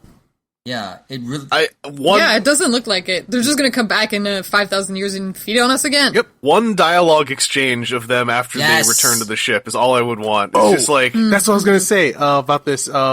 There's a thing in movies that I want and prefer is cuddle time after rocking me. Like if you show me something, like stick around. I want an epilogue and I want to hang out. This, on the other hand, though, I was cool with the mic drop. Like.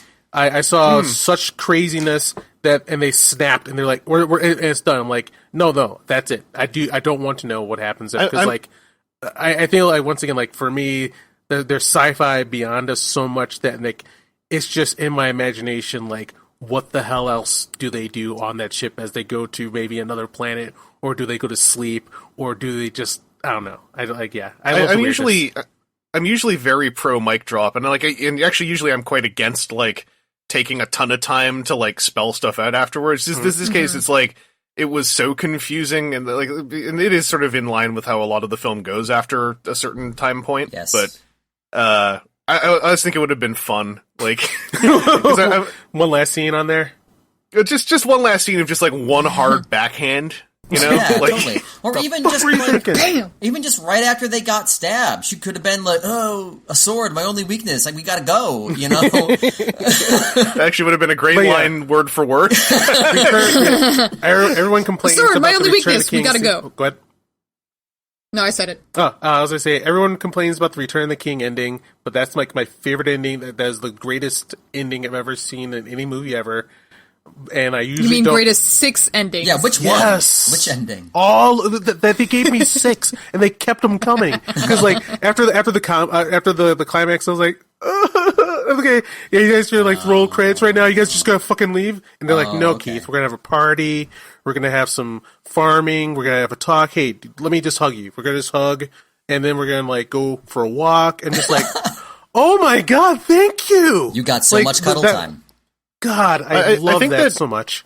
I think that really works for anything where you've been with characters for longer than one film. So, like, you know, Lord of the Rings was like a trilogy, for instance. Or I like in TV shows when the final episode's more of an epilogue episode. Me too. Where like there's a finale, but then we get one more episode to like cool down. You know, agreed. Yeah, not just even just cool down, but like also kind of just put a little button on the end of like you know here's how it's going to end. We're going to like leave you with some ideas, and there you go. But this time, this movie had me go, what? And then, nope, we're done, Keith. I'm like, yep, no, that's good, that's good. It is literally a better movie for not doing the thing I want it to do. Right. I should probably really say. Like, this would be even worse if they then had, like, a full minute on the ship afterwards of them going, like, you know, oh, you just used the sword just, thankfully, because we were in the transference beam, your sword, our life force got sucked up in the ship instead of dissipating and exploding. Lucky turn of that, and he's like, yeah, I'm real glad that now we just get to be a happy couple in space on the vampire ship. And then the credits, like, just start inching up. Back to the comments. Just fly back to the comments. Oh my God. That's all I need. God, I just like... Say no more. Vangelus, those exact lines, and them just kind of like standing there looking at each other, not doing anything else. Yep. You ain't TV on this ship? Arms just like rigidly at their sides, like really awkwardly standing there talking to each other. Exactly. Maybe one awkward glance at the camera. Again, the credits like just start rolling up, they roll back down, and they start rolling up again. Are we ready? Are we good? What I'm saying is, let me make the Lifeforce remake. It'll be great. Good. No. Listen, what you have to do is a sequel that's placed even more in the, is it the future or is it right now? Right. Well, where they come back with Haley's Comet again. Right. And we get everyone's still using frontal telephones. nudity for all people? Yes. And does that make it All better? people. Frontal nudity for everybody? Yeah, in another 5,000 years, the vampires have clothes, but all the humans are naked because there was a switch. The vampires were like, you know what? It's always cold, and we just realized if we just wear clothes, then it's less uncomfortable when we're out collecting, you know, It turns out humans don't care if we're naked or not. They still humans are thirsty. And then they get there, Yep. and all the humans are naked, and they're like, wait, what? And they're like, yeah, legend has it 5,000 years ago, there was nude vampires, and that turns out that became our society. And the vampires come back and they got clothes, and they're like, wait, no, you guys are right. Clothes, they're pretty cool. I'm warm now. And the humans were like, oh, we invented planet-wide heating. It turns out that one time that we heard that there was a naked vampire changed all of society, and the vampire is just kind of like, well, dang. And then they just, like, blow the planet up with a laser. Spoilers. Word. For Lifeforce 2. Our Indiegogo's starting next week. We got a modest $2 million budget we're trying to raise. So if you guys can take part. Absolutely. Yeah. Just get in on it early. We're going to have early bird specials. So don't delay. Yep. Free sandwiches. Offer expires while you wait. Operators are standing by. Hot dogs are sandwiches. What's up? Oh boy. Yeah, Keith, you sound like you wanted to do some final thoughts. Unless there was more notes. I don't want to. I like the notes. I don't want to interrupt the note flow. I have one silly note that I feel might be taking us back. Go. But basically, when Columbia came to quote unquote rescue the initial shuttle, everybody had their jobs written on the back of their helmets. Huh. Yeah, I don't know. I looked it up. I don't know if that's a thing or not, but it just, like, when I noticed, like, oh, okay, well, that guy's the radio operator or whatever, or that guy's the medic, or that person's the medic, and anyway, I thought it was funny that their jobs were written on their helmets. That makes sense, because if you're coming up behind somebody, like, you want to, if you're looking for a medic, you want to be able to tell if it's a medic or not right away. Yeah, totally. If you're like makes sense. face to face, you can just ask them. But if you're coming from behind, you're like, oh yeah, the medic right there. Right, there they are. Good. Or you can go like, hey, why is that radio op poking around with the tactical readout? Hey, buddy, get back to your job. Oh no, I just put on the wrong helmet, and there it is. My final note that I didn't say that, is really inconsequential, but, every time it comes up, there's like that video game Lifeforce on Nintendo. No! Mm-hmm. It has nothing to do with this movie, and, like, it always confused me, because, it came out 1 year after, and then, like, as a kid, I'm like, oh shit, they made a video? Wait, is this the movie? And, yeah, they're nothing, not connected. That confused the crap out of me. I never saw this movie when I was a kid, but that confused the crap out of me as a child.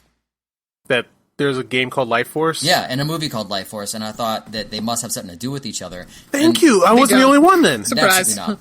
And the little bit I saw of the movie, I realized that they had nothing to do with each other, but I was still confused. Yep. So. Which is funny, because my guess is when the video game came out, either A, the people from the movie didn't hear about it, or vice versa, but somebody at some point must have said, oh no, it's fine, there won't be any confusion.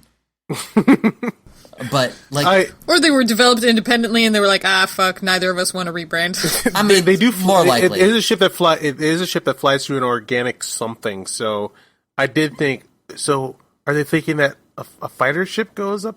And anyway, it didn't take too long to figure out that, no, they're just separate. Right. Anyway. Very little.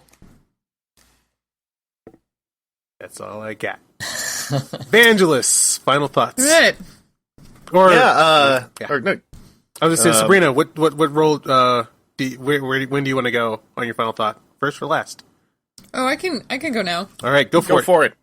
I'm never watching this movie ever again, and how dare you. But I did really enjoy there being a lot of, like, actual color. It's nice to look at movies that were filmed on film again, just because everything... Digital... One of my friends just got a film camera again to take pictures. Man, you forget how much digital, like, actually loses in quality in certain ways. Bright colors, I miss them. Amen. All right. Yeah. Matt. This movie was uneven, messy, problematic, and I would actually say it's still worth watching, especially if you enjoy horror movies, if you like body horror, if you like space things, if you like vampires, if you like aliens, if you like zombies, if you like British actors, if you like overblown performances, if you like underblown performances. It has it all. I'm not sure if it wanted it all, but it got it all. So, yeah, I think it's like a big mess, but at times beautiful. But, you know, still offensive and problematic. So, there you go. All right, Vangelus. Yeah, it's kind of like it's dripping with quality in every aspect while also being pretty bad. And the dichotomy is, I think, worth checking out if you want to make the time to watch it. I think there are bigger wastes of time to hate watch if you're a hate watch type person, because there is so much like good in this movie on a granular level. I think you still get something out of it, as opposed to like something where you just know you're not going to like it. I would though caution that like it's pretty straightforward what the movie's trying to do, and I think that if you check out after 40 minutes, you've seen about 80% of the best stuff in the movie. Totally. And skip to the end. There's some really cool stuff at the end too. Yeah, like. I would say if you've got the grit, sit through the whole thing, because some of the performances are super fun to watch. But you got to be into that kind of thing, it's just that's the real quality of the film to me.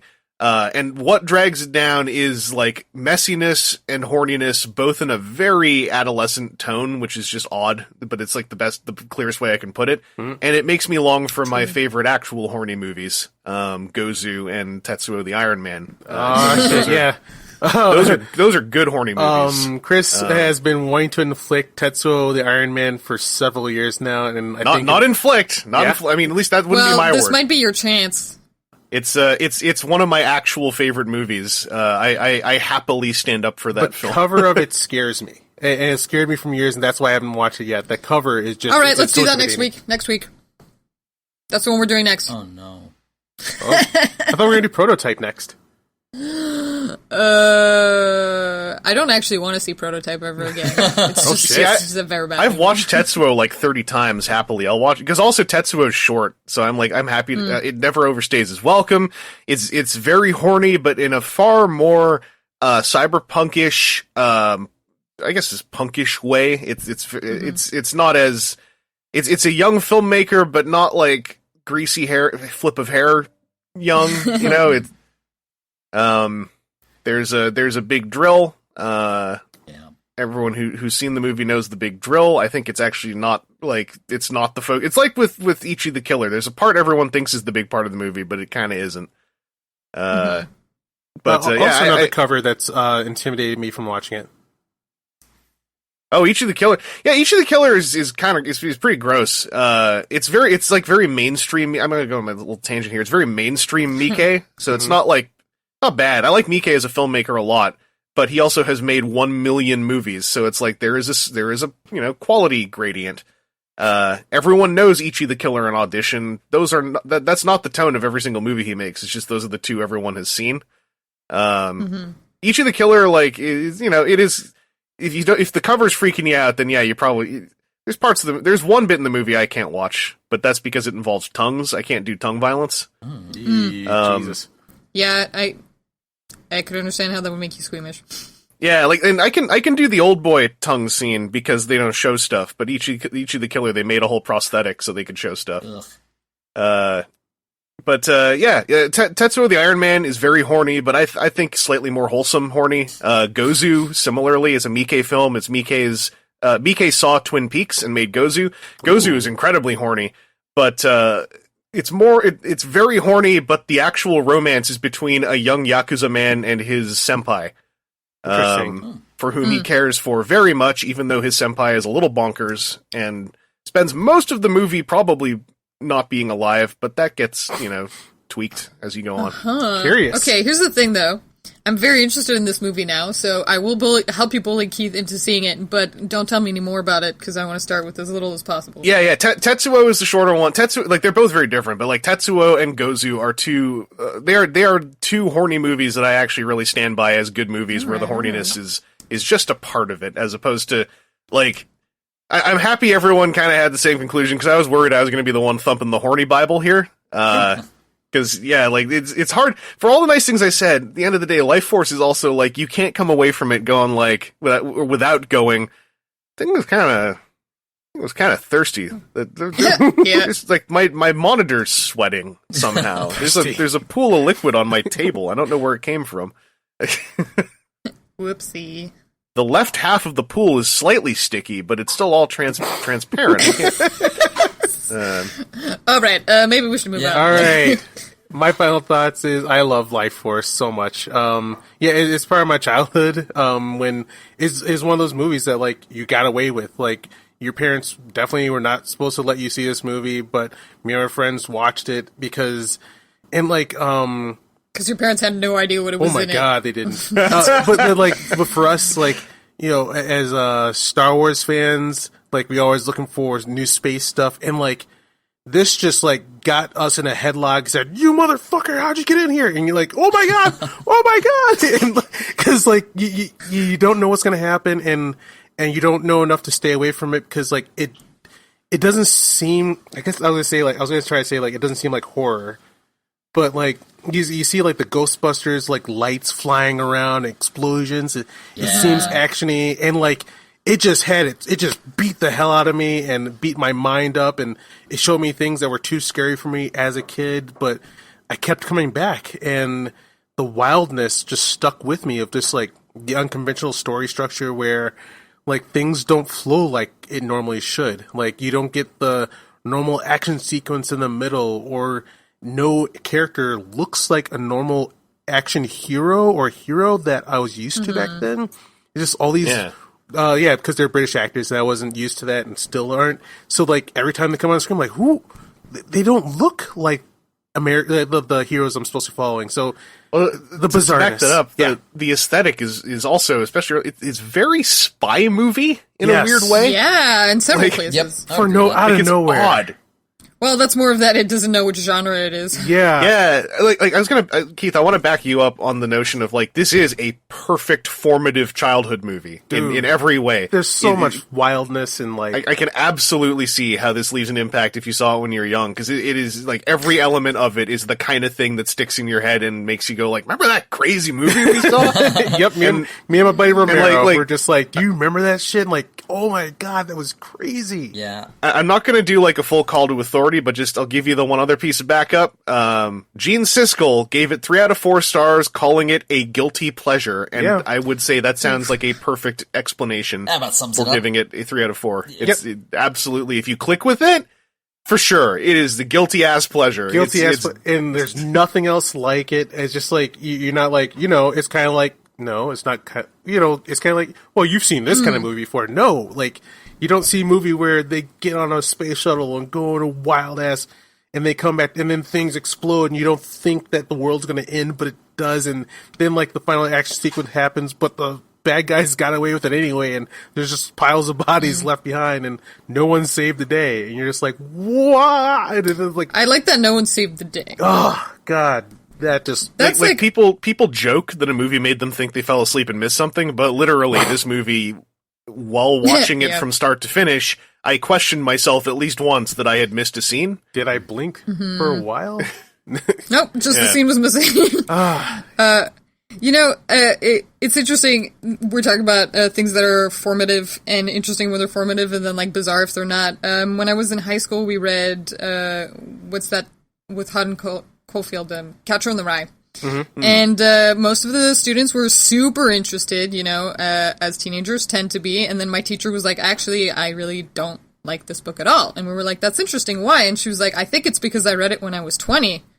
Not a teenager. Interesting. And I tried to reread it as an adult, and I could not. So I feel like it's one of those movies where, like, maybe you need to see it when you're young. Yep, because those feelings. My that YouTuber that I like a lot. She saw it as an adult, and she did not. It was not a magical experience for her. She admired. Also, she was a wildness, lady. Let me just point out that it is more difficult for us to watch that movie. Yeah. Okay, understandable. Understandable. And didn't mean to do that. Sorry about that. That's cool. Yeah, hey, cool. I think it's part of the process. Again, the reason we became friends is because we have very different like perspectives, and I find yours interesting, you find mine interesting, so I don't expect you to like recognize my perspective before I give it to you. Yep. It's always apprecited. I'm glad to have you on the podcast. But I will torture you with a bad movie at some point. Yes. No. Hit me hard. I want to feel it. I want to. If I want to really blast everyone, I will make us watch Robot Ninja, but I don't know where to find it outside of the VHS I bought like 20 years ago. Dear. Burt Ward guest starring in Robot Ninja. That's a wow. Okay. Wow, Burt. I mean, Burt Ward's been in some stuff. All right. Yeah, I don't know any movies I'm out of things that to say about this I movie. know intentionally are going to hurt anyone because I'm too weird and I'm like no, that this movie has value because it's so fucked up. So like it does have some value. Yeah. So it's just difficult for me to watch. Gotcha. Understood. But yeah, for me, I'm glad you guys watch it with me. I'm glad we got to talk about it. And yeah, that's my feelings on Lifeforce. Space vampires. Yes. and there were zombies. No one saved the day. Everything died. That's actually my favorite part. I've been craving a movie where like there's a rebellion and the rebellion fails, and I can't find any. So here we are. There's one. Hey, cool. A point. Woohoo! All right. Do we want to close this up? I think it's about time. I think it's time. All right, Vangelus, where can people find more of your work on the internet?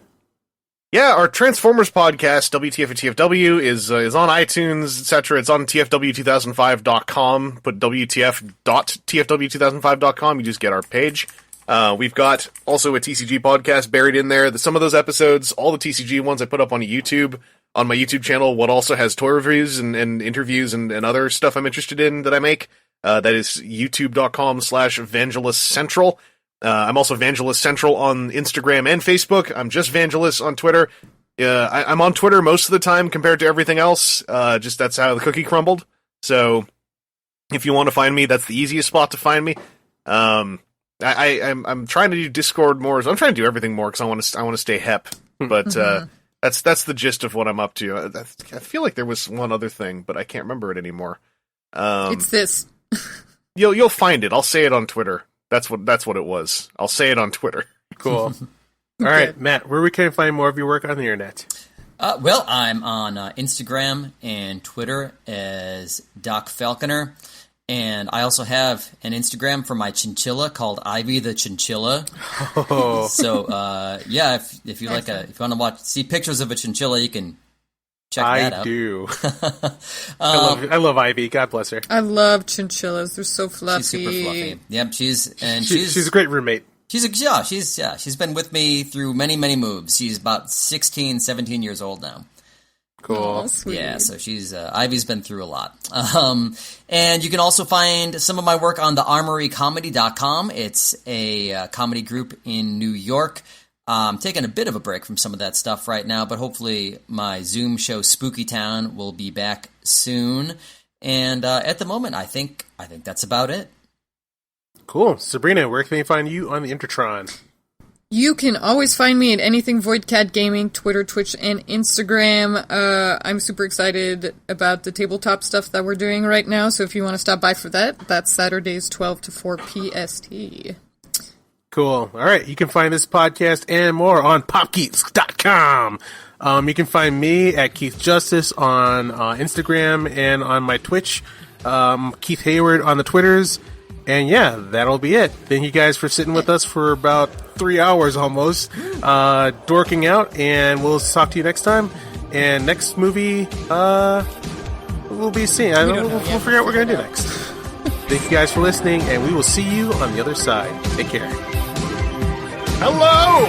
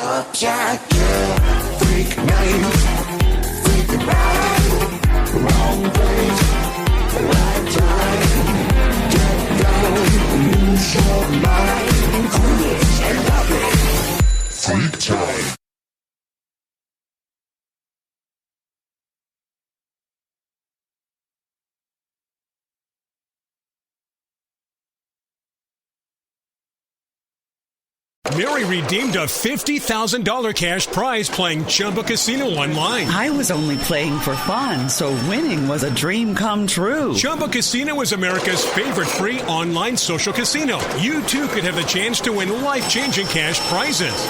Absolutely anybody could be like Mary. Be like Mary. Log on to ChumbaCasino.com and play for free now. No purchase necessary. Void where prohibited by law. 18 plus terms and conditions apply. See website for details. The voice in the preceding commercial was not the actual voice of the winner.